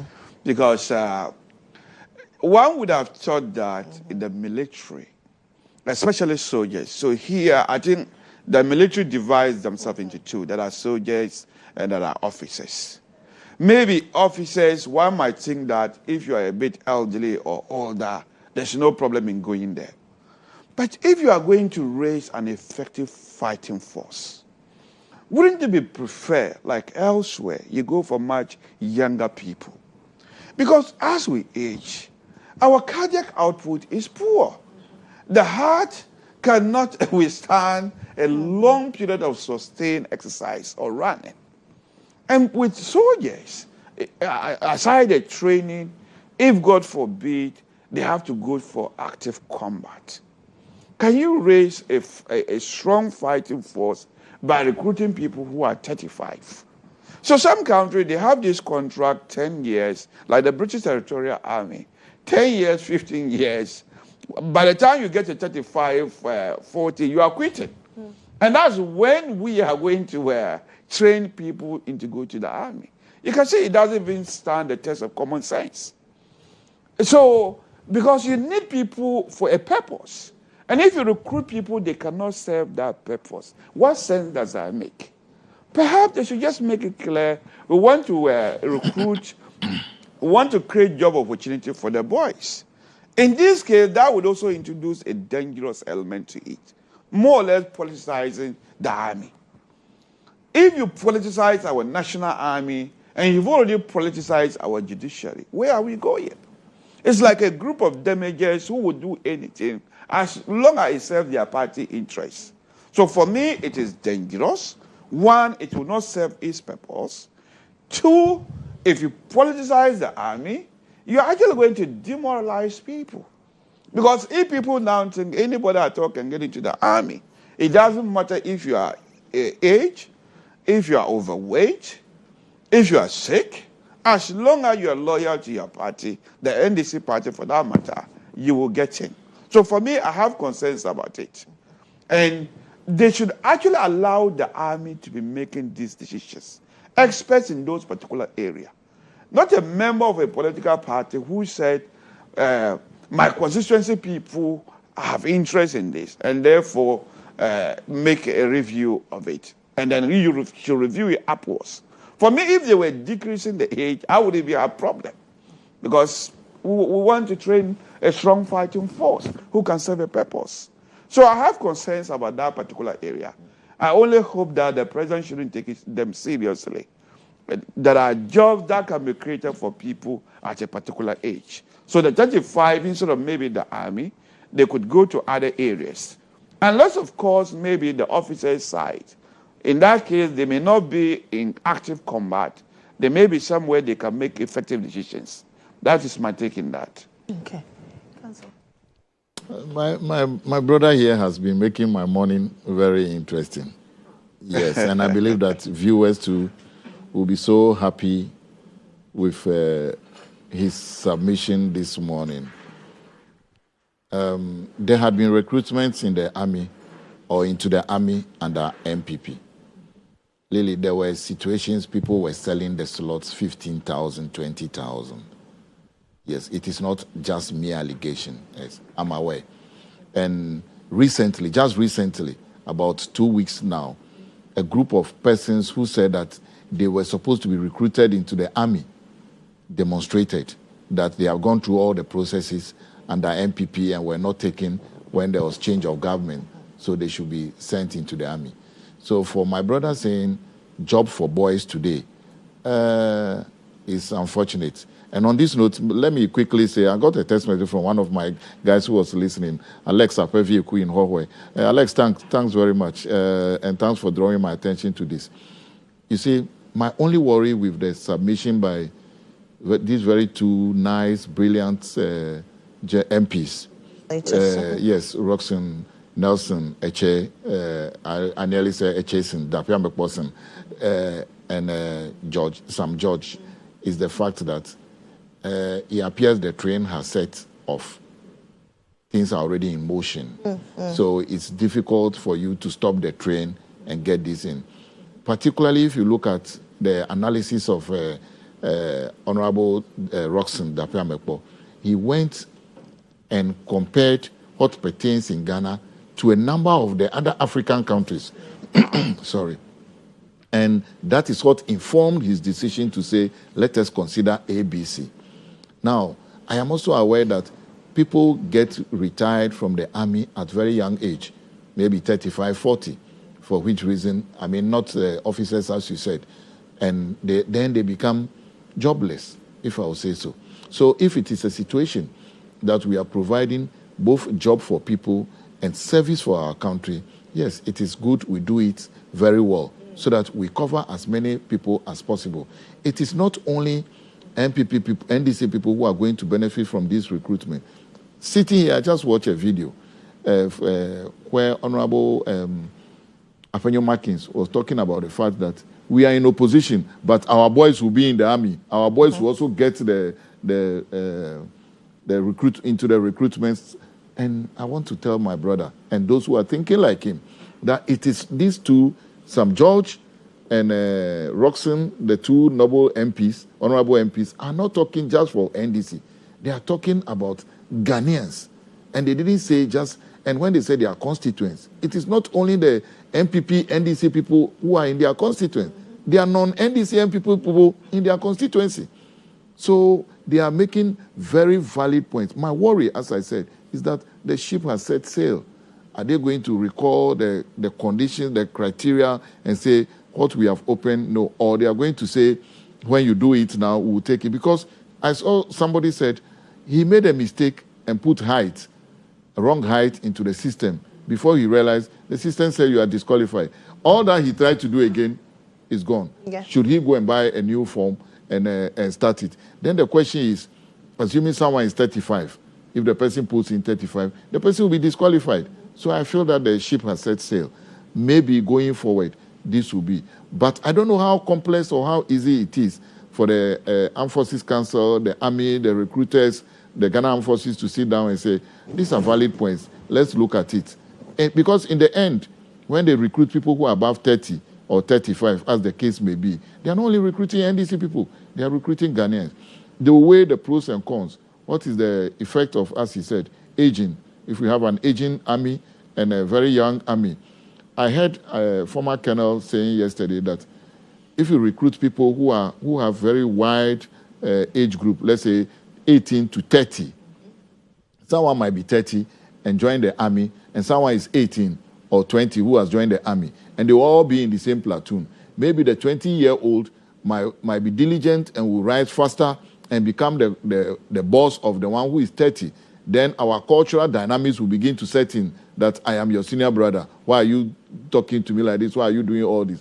Then that will shift the balance of authority in the army. I don't know about that. If that is such a sound reasoning, then they could do it. They will limit the age groups like we do in statistics, 1 to 5, 5 to 10, 10 to 11. We do it that way. But I will urge the Ghana Armed Forces to consider seriously what the two MPs are saying. I don't think that they just put it out there. I would have expected, knowing Roxanne, the MP, very well, I believe he would have written. He's very diligent in doing things. He would have written to the Army or the Ghana Armed Forces to say, can you consider this before coming out? Ishak, is there something you want to add? Not very much, but I've just realized my colleague did not even consider what I said about as you age the cardiac output. The fact that this person will not be able to serve their purpose. Is it that? Because everywhere, I don't really think, and you said they've done comparison with other countries, I doubt that. So how can you raise a strong fighting force if somebody is already 30? I mean, when you turn 30, I mean, look at how you were as compared to when you were 18 years. And you train people, you are using... Are we by that and you are using resources, huge amount of resources to train people. And within 5-10 years, they have to be out. I mean, why do we misuse our resources that way? Okay. Yeah. All right, gentlemen. Thank you very much. We do Okay. appreciate your coming. That's Ishaq Ibrahim Esquire. He is a lecturer with UPSC and a member of the NPP Legal Directorate. Theophilus Jimega Jr. Esquire is a mining engineer. He's a lawyer as well and a member of the NDC Communications team. My name is Lily Mohammed. I am back shortly with more. Stay with me.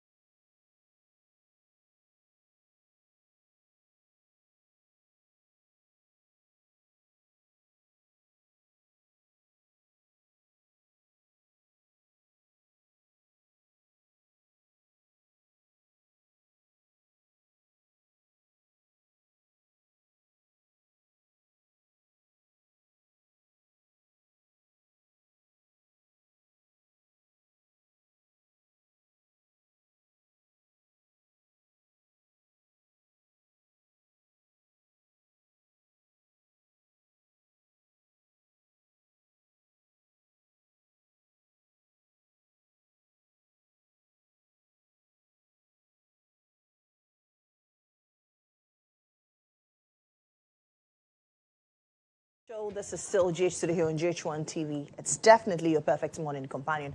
And my name is Lily Mohammed. I've been joined in studio by a lady who believes that doing the work of God must be done diligently. And while you're doing that, you should be elegant in that. Her name is Lady Rosamond Prempeh. She is the convener of God's Ultimate Woman Conference. She's also the first lady of the Ultimate Charismatic Center. They are located very close to me. So those of you who know my house, please, let's go to church on Sunday. Good morning, lady. How are you? Good morning, my neighbor. Thanks for having me. Oh, yes. Hi, neighbor. You're welcome. God's Ultimate Woman. Right. Who is God's Ultimate Woman? I think we are the woman that you are ordained to be. You are God's ultimate woman. I mean, first of all, thank you for having me here. I'm grateful to be here. And I would like to say that if we're talking about the God's ultimate woman, you shouldn't think that because you've made some mistakes, because you don't see yourself as perfect, you are not God's ultimate woman. Any woman who is walking in God's divine purpose is God's ultimate woman. And at what point did you couch this program? I know there's a second edition. At what point did you think that, okay, I need to bring women together? Let's walk in a certain purpose. And what purpose are you walking in? Okay, so we used to have a women's conference called Woman You Are Blessed. And then about 5 years ago, I had this vision that I had to bring women together where we talk about purpose, where we talk about our journey in becoming. So, you know, the conference is Becoming God's Ultimate Woman. You may not be that woman yet, but it's a journey, you know, and you don't have to be too hard on yourself. Now, when I got the call, it wasn't easy. But you see, when I became a pastor's wife, I wish I had me in my life. Not to say I didn't You wish? Yeah, not to say I didn't have mentors, right? But I was looking for someone who would show me the way, hold my hand, be there for me, cheer me on, you know, tell me that, Rosamond, I've been there, I've done that. This is how I came out. And sometimes it's so difficult to get those women. I also felt like there was the need to change the narrative that women are our own enemies. We are not. You know, we can't be there for one another. It depends on who you are aligned with. A lot of times we're in relationships where there's no divine alignment.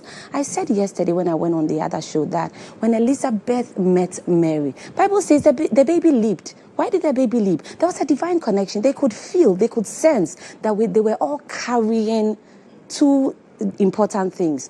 When you are not in alignment with your friends, you're not going anywhere. So the Lord led me to bring this conference to encourage women, one, to walk in their divine design, to build godly homes, to nurture meaningful relationships, and of course, to be prayer warriors. We can't take the spiritual elements out. That's true. That's right. And there's a post I made on Facebook last week, and I said, life is spiritual, and you need to be spiritual. Yes. Whichever link it is. Tell me. Share the link. Yes. And let's do it. Yes. Yeah. But how difficult or easy is it to find a woman that aligns to your own purpose and walk with? I'll come back to being, you know, a spiritually intelligent woman. I know we talk about emotional intelligence, but you see, there's so much power in us as women. And it hurts me that most women reduce their power to just their beauty or their degrees. Like, we're powerful. But when you know how to battle on your knees, you know how to stay intimate with the Holy Spirit, you will discern. You will just discern. It might not be easy. Sometimes the Lord will show us the signs, but we're like, oh, this is my ride or die. You have to be in alignment and know that this woman is for me. Sometimes they may be for you for a season. When that season is over, let them go.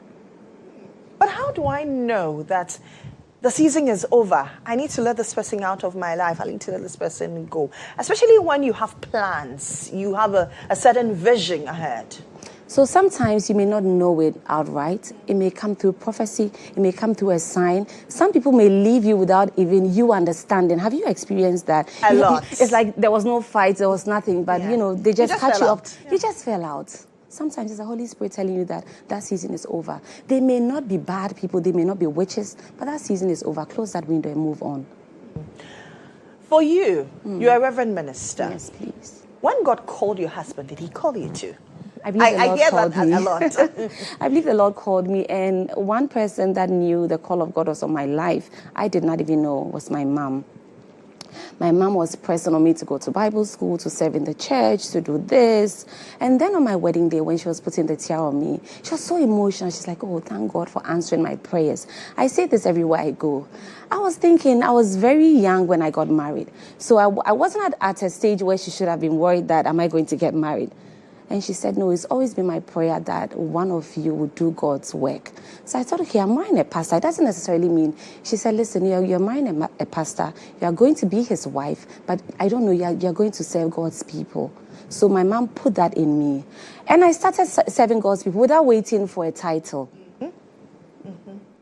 Without being ordained. How has that walk been? I mean, there's a lot of weight on you as a pastor's wife, as a mother, as a daughter. How has that walk been? You have to, ask God for the grace to wear the different hats. When I'm holding the microphone, I'm, Lady Reverend Rosemont Prempe. When I get home, I'm my husband's baby, and I'm a mother to my girls. I'm an entrepreneur. Like, I have to wear all the hats, and the Lord gives me the grace. I wouldn't say it's easy. It's not easy. It hasn't been easy, but I rely on God's grace. There's this thing they say that at some point, something's got to give. What did you have to give for this?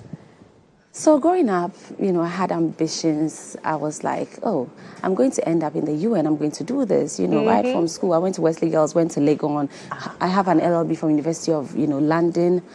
But let me say that I'm so grateful the Lord put me on this path. So I don't know if I would say that I had to give. It wasn't about me asking what's in this for me. It was about me asking what's in me for this world. Is it that when we walk with God, we ask God, what's in it for me? I think a lot of times we are like, what's in it for me? But, the Lord Isn't sent you human here. To do that? Of course, it's human to do that. But he said, seek ye first the kingdom of God and all other things, So right now, I'm seeking the kingdom of God. And all other things will be added unto me. Because when he formed you, you were just a clod in your mother's womb. He knew you. He consecrated you. He created you for a purpose. We're not just here to add to the number. So once you're walking in divine alignment, he will bring your helpers. He will bring, the glory. He will bring everything that you need. But a lot of people are on the fast lane going nowhere. This is why you need to be at the God's Ultimate Woman Conference. Is walking with God difficult? I ask this because you see some people walk with God and they feel that, is it difficult? Of course it's difficult, and sometimes people may find you insane. I was saying last Sunday that, can you imagine Noah building the ark and there was sunshine, and I'm sure he must have told his friends that, listen, this is what the Lord has told me. There's going to be a flood, and they were wondering, listen, it's dry season, no flood is coming. Can you imagine him holding the tape, doing all of that? People will think you're silly. The Lord told Abraham, leave your father's people, leave your kinsmen, and go to a place. He didn't give him the location, no navigation, a place I will show you. How difficult is that? The Lord also came to him after giving him Isaac, that get up, go sacrifice your son. He didn't have to sacrifice his son behind his garden. He had to walk 3 days to Mount Moriah. Tell me, is that difficult or that's easy? That is not easy. But you see, when you are walking with God, whether you like it or not, there will be battles in life. But when you're walking with God, you win the battles even ahead of time. Is that biblical that every time I want to serve God, I must fight certain battles, I must go through turmoil? So do you think people who are not serving God do not go through battles? But when you're standing, you have a mango tree, you have ripe mangoes, green mangoes. When you take the stone, it's more likely that you're going to, try and pluck the ripe mangoes. When you give your life to Christ, the devil also wants to use you. It's like we're playing football, right? There are top players, 10 top players. There's one football team, another here. Obviously, all of them would want the best. So when the devil knows there's something in you, you've given your life to Christ, obviously the devil will try and attack you. What did the devil go to the Lord to say? He said, your servant Job, I think that he's serving you and being that diligent because of everything that he has. Is Job the only person at the time? But it's because of how Job was serving the Lord. So when you decide to serve the Lord, even the devil will want you to fail. But the Lord will be your helper. If you were not a pastor's wife, who would you have become? Would you have been that lawyer? Because you studied LLB. I can still practice, but you see, right now where I've gotten in my life, I'm making decisions based on the inspiration from the Holy Spirit. If the Lord asked me today that, Lady Rosemont, stay behind the scenes. I will. Whatever the Lord asks me to do, I will. So I don't know what the Lord wants me to do next year, but right now, the Lord wants me to gather women for them to come to the Becoming Conference, which is starting today. Okay. Now let's talk about the conference. Tell me. It starts today. Yes. What time? So today it starts at 6 p.m. I'm telling the ladies to be seated by 5:30, right? It's absolutely free of charge. So if you don't come early, and you haven't registered, then I can't guarantee your seat. So you have to register. Tomorrow is 6 p.m. But on Saturday, we have the spiritual spa. We have different things. Spiritual spa? Yeah. You go to the spa, you have pedicure, manicure, massage. So we're giving you everything, We're going to talk about relationships, money, parenting, marriage. And we have, can I talk about the speakers? Yes, why not? All right, so the speakers for the evening sessions, we have our own mother, Mama Rosemont Anaba, wife of Reverend Eastwood Anaba. This is such a noble woman of God. Oh, so graceful, but she's a powerful woman, gentle but powerful. We also have Mama Dora Takia Boy. We know what she's done in this, she's a matriarch of the land. And we have Pastor Tino coming all the way from Nigeria. My husband will be doing the prophetic impartation. I will also be ministering. And then for the Saturday spa, we have Whitney Boache. Oh, yes. Yes, Whitney Boache Mensa. They are going to be having a panel session called Taking Off the Mask and discussing all the issues that we sweep under the carpet, the challenges that we face. Because this year, the theme is overcome to become. The woman you're becoming, you need to overcome certain challenges. We also have Stacey Amoatin. Stacey has been in the industry for so long. We want to hear their stories, the things they've survived. We have Anita Nadia Atta from Carl Bank, and we have Anita Okorie, the CEO of GHOne. And then for the leadership session, we have our own mother, Madam Charlotte Osei, and we have Lady Obobia Opoku as well. Now, they will be talking about their journey. We know that they've been incredible leaders in this society. And then we're going to have the relationship session. There'll be Q&A. Listen, you get to ask them the questions you've been wanting to ask them. I am curious about relationship and then parenting. Okay. Is parenting difficult in this digital age? Especially with all the things that we're seeing. And how do you hear from God on what to do with your children? Parenting is so difficult, but I think that you have to do your part, but you have to add prayer. You see, I always use Adam and Eve as an example. If somebody had met Cain, they would say, they have to meet the parents of Abel. But there was no social media, there was no peer pressure, but still one turned out right and the other turned out bad. Whenever you're a parent and you have to trust God, you do your bit and leave the rest to God. But where we are now with the digital age, if you don't create boundaries and put things in place and do it because everyone is allowing their kids to do it, your children will not live a life of purpose. As kingdom women, we have to understand that we have a mandate to raise kingdom children, and the first mandate as a mother is to be a prayer warrior for your child. So yesterday there was arrest by the Ghana Police Service of 2 nannies who had dragged twins, and I am wondering if their mother is a Christian, how does she go about this? It's such a difficult. I saw it on social media. I'm like, what will she do? Is she going to blame herself? Is she going to, think that if I was at home, this will not happen? But you see, sometimes things happen in life, So we also have to put certain things in place. But sometimes you put everything in place. You put CCTV, you put whatever, and what will happen will happen. All I'll say is that if she's listening to me, she should take heart. She should be strong in the Lord. And I know that this too shall pass. It's rather unfortunate, but I hope that the Lord will strengthen her. Are you able to hear from the Lord on who to employ and who not to employ in your home as a Christian woman? Every time I interview people and I take them to do the blood works and everything, I pray about them. There was a time, there was a lady we nearly said yes to. She came to the house and my daughter was so uneasy. My daughter just wouldn't, she wouldn't let her touch her and everything. I told my husband was like, let's pray about her again. We prayed, we let her go. She was qualified. Somebody recommended her from a good agency. She had lived with the family for almost 4 years, but they were relocating. It made sense to take her. But later on, I sensed that, oh my goodness, I think there was something spiritual about this whole thing. So yes, you have to pray. You know, you have to pray. We may not always get it right, but we learn and we pick up. Now, Moses' mother had given birth to Miriam before Moses. But at that time when she gave birth to Moses, they were killing the Hebrew boys. But she sensed that, no, this one is different. Not under my watch. I will make sure that this child will not die. You see, that's why I'm saying it's so important to pray. But if you're a parent and you think you have it all together and something happens to another parent, do not think that, oh, I am good, I'm prayerful. Stand with them. No one knows it all. This is what you don't need to miss. The God's Ultimate Woman Conference. It starts today, 6 p.m. Tomorrow. And then Saturday, we have the spa. Come, let's talk about everything. Let's unveil the mask. Everything you've been hiding under the makeup. Yes. We take off the makeup and we'll talk about it. Let's leave the shoes at the door and then be vulnerable with each other. Women are not our only enemies. Yeah, no. We are actually partners. Yes, we collaborate with one another.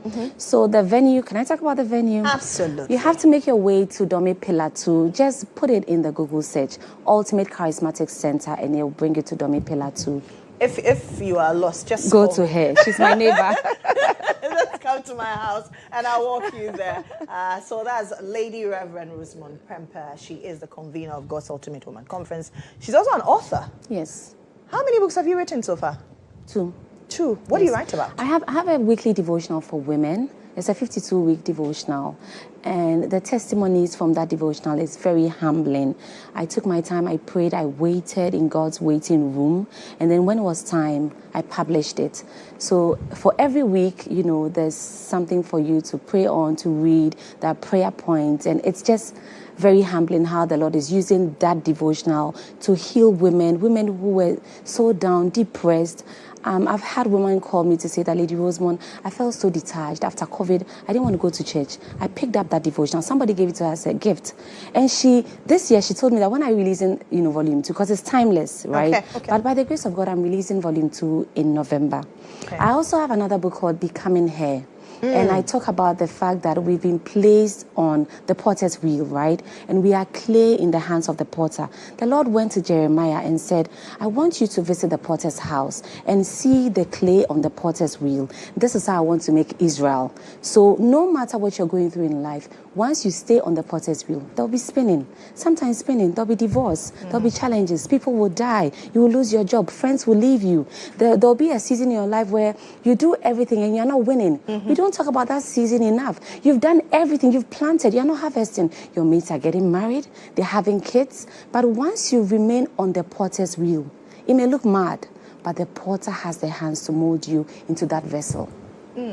Please make your way to the God's Ultimate Woman Conference. How do people come there? Do they have to register? Oh, yes. Please go to my social media. Once you comment the word becoming on any of the posts, Instagram, Facebook, we'll send you the link. Or you can go to my bio. Or you can go to godsultimatewomanconference.com to register. But on the day, can people come there and register? We've made arrangements for overflow. So, yes, people can still come and register right at the venue, yes. Okay. And registration is absolutely free of charge, by the way.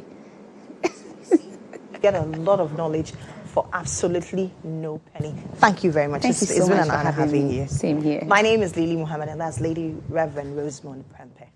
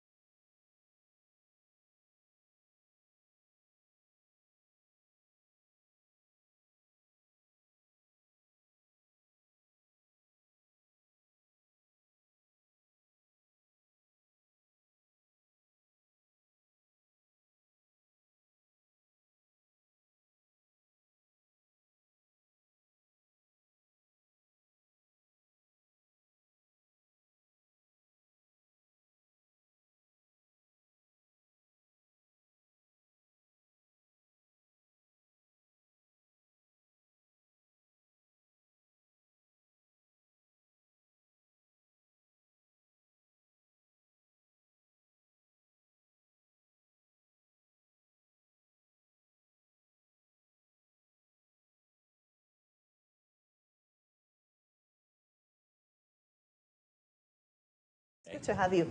Eminent Awards. What is Eminent Awards? So, and what are we winning? So eminence, the word eminence itself basically means someone who is doing outstanding, someone who is doing great in their field. So when it comes to eminent awards, we say we are celebrating excellence, we are encouraging hard work and creativity. So who are you awarding? So we have a span of categories from agriculture to banking, entertainment, media, professional skills like bankers, lawyers, teachers, farmers. It cuts across everybody. So oftentimes in Ghana, we realize that our schemes are towards the media, especially music. But what about the rest? How do we encourage these people that, you know what, you're doing well, we see you, so keep doing what you're doing. And we are celebrating what you're doing, basically. 4 years on, how have you fared? And how many people have you awarded? So every year, we award 120 people. Okay. The 120 people, the 100 goes into various fields. People who are doing things that have not been seen yet. These are our target. And then we have the paragons, people who have been in the field for quite a long time, 10 years, 20 years, doing amazing in various sectors. So over the years, we had people like Gifty Auntie, we've had Adina, we have people from the media, entertainment, banking. It cuts across. Okay. Some are not popular, but then doing amazing. I mean, it's good to reward hard work. This year, how many categories? Or you're maintaining all the categories? 120. 120 categories? Yes. So the 120, the 120 has 100 that are from different, and the 20 are people that, some will say Hall of Fame. But when it comes to eminent awards, we say they are paragons. And then we have the eminent man and the eminent woman. Okay. Yes. Okay. What's the criteria for, especially the 100, the first 100, then we talk about the 20? So we open nominations way back, March. So bring in your submissions, apply for it. We'll have our team verify. So we have correspondents in every region. So we have to make or do our due diligence to what you're saying. So you tell us, okay, I am an entrepreneur. As an entrepreneur, the business that you are working on, first, is it registered? So you cannot be a nominee on Eminent Awards if you've not registered your business. It should be legit. If you tell us you are a teacher, you should go through, pass your licensure. There should be a form of, if you tell me you are a farmer, we need to see your farm, come to your farm, verify it. So it takes a longer period to verify all this. It's the reason why we open nominations in March and we have the event in October. Okay. So that we can do our due diligence, yeah. Okay, and then the 20, how do you select them? So we put it on our socials. Okay. So basically, people should mention people are doing amazing in different fields. So you'll be surprised. You came up. Oh, I did? Okay. Thank you. Mohammed, yes. Thank you. Yes. And when the name came up, I remember you from another TV station. So I was like, okay, let's look her up. Okay. And put it together. So you will be surprised. Interesting. Now I'm surprised. I keep looking around. Yes. Okay. So, thank you. So it's like, so the 20 people are people that we have made our research and we know that they are doing well in what they do. And people really look up to them. Okay. That's good to know. Do the 100, do people need to vote? How do people win? Yes. So someone will say, why should we vote to win the award? So basically, it goes into the production of the award plaque itself. It's locally made. So through Eminent Awards, we are making sure that we are giving business to people who are in the country to produce these awards. You can just go to China Mall, buy some plaques, but no. We want to have the production made from scratch. So we vote. Reason why we vote is that money goes into these things. The event venue, lighting, and all that, to put things together. All those who are into event organizing will attest to the fact. So it's the reason why we vote. So yes, we have a voting period of 3 solid months. And a vote costs like 1 Ghana cedi. So yeah. Okay. Now, when is the award? What time is it? So how do people dress? And what should they expect? Okay, so this year, it's themed the Quadra Anna edition of the Eminent Awards. It's happening on the 25th of October at Nat Hall at Abraka, the main Nat Hall. Red carpet starts at 5:30 p.m. Then the main show is 6:30 p.m. It is strictly a black tie event. So we want you to dress good as they've been doing over the years, smell good, and there's an opportunity for you to connect with people from various fields. So you are an artist, you'll come there, meet someone who is into management or finance and all that. So you come and connect. And it's always fun, basically. It's always fun. So, yeah, they should come. We are waiting for them. And do they need to purchase tickets? Where can they purchase tickets from? Yes, so tickets goes for 50 Ghana cedis. So you simply dial star 920 star 205 hash. Please go again. Star 920 star 205 hash. Then you select buy tickets. Okay. Then you input the event code E064. E064. You follow the prompt and purchase your ticket. If not, you can just come to the venue and right at the entrance, you can purchase your ticket Okay, so and enter. for those of you who are watching, the code is on the screen, star 920 star 205 hash, and then the event code is 064. Yes, and then you E064. E064, E for eminent. Yes. So E064, you purchase your ticket. But for those who are unable to go through this process, will there be tickets available on the D-Day? You know how Ghanaians are. Yeah. So there will be tickets, but it will sell up to 6:30. Okay. So we are very much time conscious. So you can see there are 120 people to be awarded. So someone will say it's going to be a long night. Reason why we have a red carpet exactly at 5:30 p.m. and the main show at 6:30 p.m. And we close at 10 p.m. We don't go beyond that. So ticket ends at 6:30. Once it's 6:30, you can't purchase any more tickets. And then the program begins, Yes. and then by 10, everybody who deserves to be rewarded would have been awarded on that night. Thank you very much for the recognition, by the way. Is there anything you want to tell people out there, especially as you're closing those years and you're looking forward to next year's? Yeah. So basically, I'm encouraging all the young ones out there. Realize that during COVID, a lot of young people became innovative and all that. Is the main reason why we started this award. But after the COVID ban was lifted, people went back to their relaxed mode. We are saying that push it. What you are doing well. Sometimes the glory is not now, but consistency and you being persistent on what you're doing will actually yield good results. And mind you, whatever you're doing, someone is somewhere watching. Is always watching. Yes. Thank you very and much. And please be legal. That's also very important, Yes. to be legal at what you do. That's Prince Sidi Choki. He is the executive director for the Eminent Awards. It's coming off on the 25th of October at the Nat Hall. The program starts from 5:30 p.m. The red carpet will start by 10 p.m. They are done. You can purchase your tickets, star 920 star. Then what else? Star 920 star 205 hash. 205 hash. The event code is E026. E064. Okay. Good. So that's on your screen. Yes. Star 920 hash 205 hash. Star 920 star 205 hash. The event code is E064. And then you can purchase your tickets. It's a cool 50 cities. If you are a typical Ghanaian and you want to do so on the D-Day, please be sure to be there before 6 p.m. By 6 p.m., tickets will run out and then the events will officially commence. That's Eminent Awards. My name is Lily Mohammed. When I come back from this break, we'll talk about youth development across the continent. It's that time of the year to celebrate excellence, encourage hard work and creativity. GHOne Media presents the Quadra-Anna edition of the Eminent Awards, happening on Saturday, 25th October 2025. Nat Hall Great.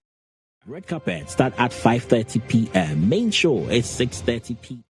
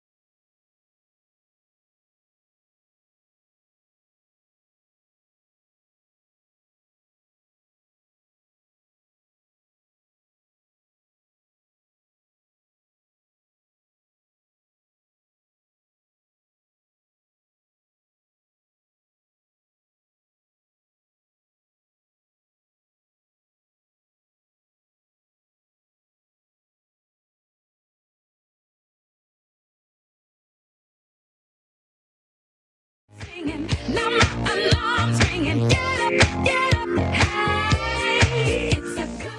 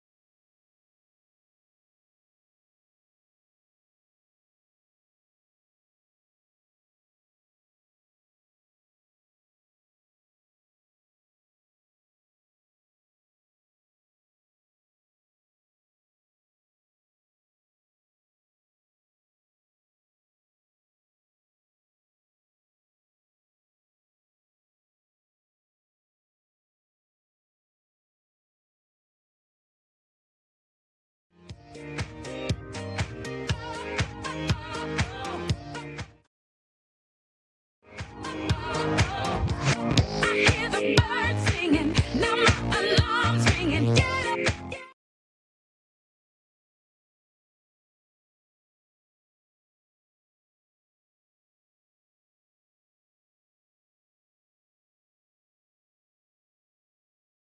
Today here on GHOne TV, and my name is Lily Mohammed.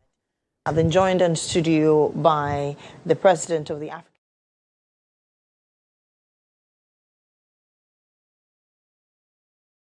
The CEO of the Ghana Council for Graduates, Anna Aisha Daraja.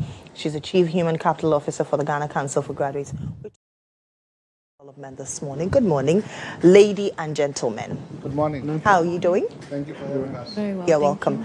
The Council for Graduates. What do you do? Who are you? And what do you do for students? The Council for Graduates derived its existence in 1997 in the Republic of South Africa, where we established the South African Council for Graduates with a clear intention of making sure that students become part and parcel of the economic mainstream by ensuring employability, workplace training, entrepreneurship, and manufacturing happens right on campus before they graduate.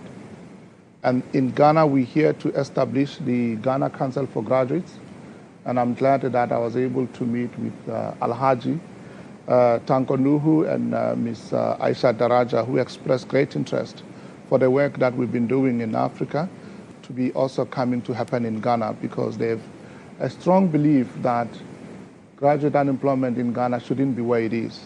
And we are here to tackle that and work together with government, with business, and civil society. For you, as the CEO for the Ghana Council of Graduates, what do you do for graduates? Do you tap into them while they're in school, or when they are out of school, they get ready? So what do you do? Going to do both. Thank you for the question. We are going to do both, because we believe that if we get them ready while they are in school, it will be more beneficial to them when they get into the workforce. Yeah. Now, a lot of time people complain about we're out of school, we don't get jobs.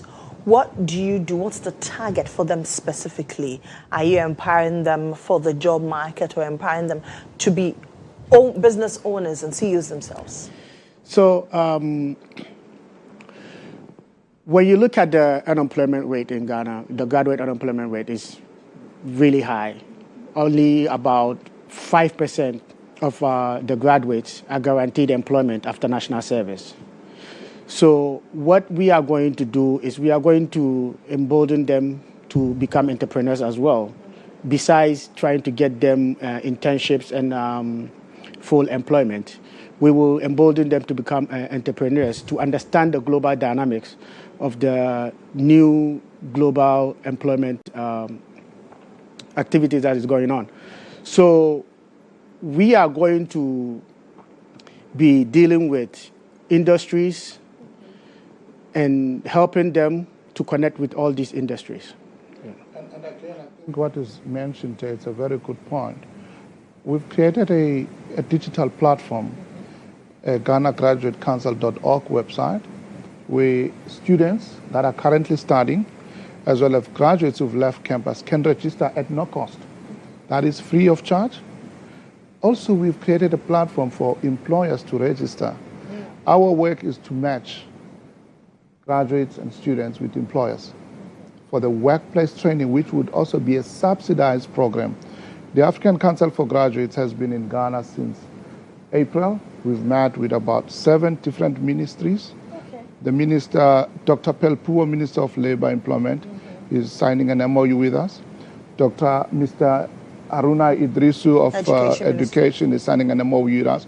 We want these to be subsidized so that then we can have a vested interest and deploy appropriate resources with a specific return on investment. We want them to spend a minimum of 12 months in the workplace, being mentored, transferred skills, and supervised. And I tell you, in South Africa, we're sitting with 57% absorption rate. We would, of course, start at a low rate in Ghana, but we will gradually up it and move it to grow. Secondly, the issue of campus manufacturing. We are changing the DNA, Madam Lily. We're changing the DNA of Ghana youth from being consumers to being producers. Okay. And that for us is important because we believe Ghana deserves to earn foreign currency, and we can only earn foreign currency when we are producers. The second part, we're targeting 30% of the students and graduates ought to be entrepreneurs. Okay. We are very targeted about this. We're studying that on campus. We were at UPSA yesterday. We were at the University of Ghana yesterday. Our approach and model is we want universities to set aside a budget, about 25% of their budget, and procure from their own students. And that will grow a high level of confidence among the students. Why would University of Ghana go and buy sanitizers when they've got a chemical engineering department? It's a no-brainer. And that is the change we are bringing. Okay. For you as a woman, how important is it to have our mindset changed? The mindset definitely needs to shift. It's an archaic mindset at the moment, and I feel like the only way we can advance is if we take the tools that we need to redesign how we're thinking in terms of the job market. We redesign how we're thinking in terms of our future generation, our legacy. So it starts with us holding ourselves accountable and knowing that, okay, it's time for a change. I think Aisha is to say we need to take. That for me is a proactive statement. It is a intentional desire. Sure. Because what we do, what I've realized, Madam Lily, is that a typical person doesn't know how to work. Yeah. They may be looking for a job, but we give them a job, they don't know what to do with it. So we want to inspire a generation of Ghanaian graduates who would go out there and be able to add value, but also to have what I call work ethics. I lived in South Korea. I know what pali pali is. Do it fast, do it fast, do it right for the first time. And that is the attitude we want to bring. The level of work rate we want to bring in an average Ghanaian citizen, an average Ghanaian youth. What's the future for youth empowerment in Africa, Alhaji? Well, the future for youth empowerment is very strong. I mean, if you listen to the president's speech at the United Nations, you will be encouraged by the numbers. So I believe the ordinary African youth has to believe in himself or herself, that, you know, they can handle the pressure or the change that the world is coming, and, you know, embrace it and just run with it. For you? Wow. Beautifully said, Alhaji. For me, the critical thing is that Africa is a youthful continent. And therefore, we've got to exploit the youth capital. Bring about harnessing the attitude, the expertise, the know-how, the skill of our young people for us to become a dominant and a leading continent. I'm urging President Mahama and all the heads of states in the African continent to invest in our young people. The youth, the African future is bright, but that level of confidence that Mr. Nuhu, CEO of Ghana Council for Graduates, is talking about would require exposure. And that exposure is what we're bringing. We don't want only to bring internships in Ghana. We want MTN to take students and graduates to South Africa, to Nigeria, give them international exposure and international work expertise so that when they come back, they become innovative assets that will grow and triple the GDP of Ghana so that the balance of trade can be positive for this nation. Sure. He says he wants Africa to become the dominant continent. How do women take advantage, especially young women? Through entrepreneurship and having the right mentors in place, we can get there. It's been done in several countries, and we are definitely in line. There are several women-led programs in Ghana. We just need more women to know about it. Their visibility is not there. So I think once they know about it, they can take advantage of that. There are also some subsidiaries in place. And I really just feel like we need the exposure. Once they know about it, they can apply for these programs and then take advantage. Your final words? I see that you came with some goodies. What are these? These are gifts.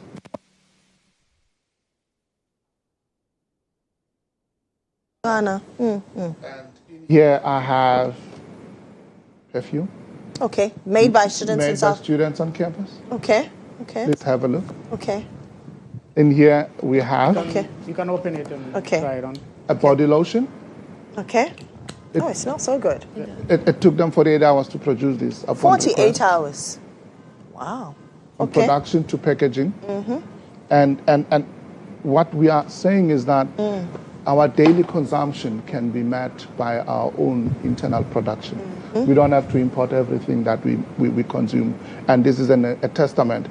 And tomorrow we are meeting with the Secretary General of the Africa Continental Free Trade Area to ensure that we harness Africa's export capabilities. That is why we're asking all universities in Ghana to take membership, to partner with the Ghana Council for Graduates, so that we can ignite the power of manufacturing on campuses. And that, for me, is what I would like to be supported by Cabinet, to be supported by Parliament, and build what I call the Silicon Valley of Ghana. I thank you. Thank you too. So that's Alhaji Rufai Tankunu. He's the CEO of Ghana Council for Graduates. Aisha Diraja, she's Chief Human Capital Officer of the Ghana Council for Graduates. And Thamsanqa Makubela is President of the African Council for Graduates. It's been an honor having you here. That's it for the show. Let's do some celebrations now. Belated happy birthday wishes to Mr. Reynold Koshi, Director General Administration Office of the Attorney General and Ministry of Justice. From all of us at the Ministry, best wishes and enjoy your new manifold season. Happy birthday to Ama Asanoa Boateng. Today is your birthday. May the Lord give you enough protection and a long life. You are also a product of Agunan Sabah Presby Senior High School. This is coming from your father, Yao Boateng of the Parliamentary Press Corps, aka Olazo.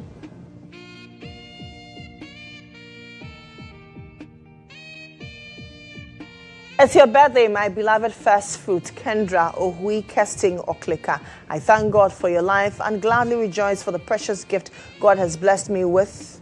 I also thank Him for the height He's taking you to. I pray and ask for good health and all the good things in life. May the Lord grant you your wishes from your mother, Manye Adade Okansi.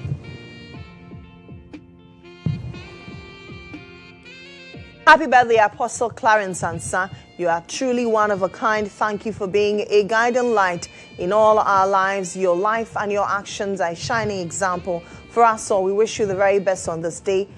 On this, your special day, we pray for the Lord's blessings over your life, Daddy. Have a wonderful birthday today from the Salvation Youth Ministry. Have a great one, AC Felicia Dadebo Azuma, Sector Commander, GRA Customs Division, Aplau. We are proud of you for receiving Outstanding Female SEPS Personnel at the Women's Awards 2025. Your hard work, resilience, and unwavering commitment to excellence have always inspired us. Glorious birthday to Gibson Gama, wishing him more years filled with good health and wealth. May all his heart desires come to pass. In Jesus' name, amen. From Yao Charles, Reverend Ashiwame, and Nanekia.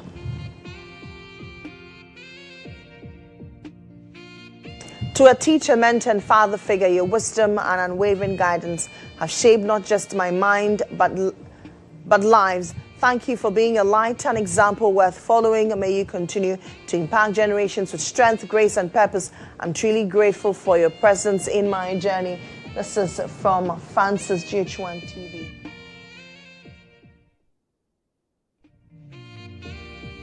Happy birthday to you, Miss Nicole Sewa Befi. May you find favor from God and man. You're an amazing person. This is from Jones Aji. Happy birthday to Sandra Ankra Chumesi, your soldier attached to the presidency. Enjoy your day and have a great one from family, siblings, and loved ones.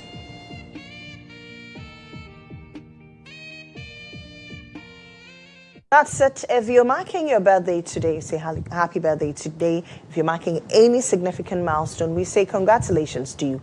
My name is Lily Mohammed. Have a great day.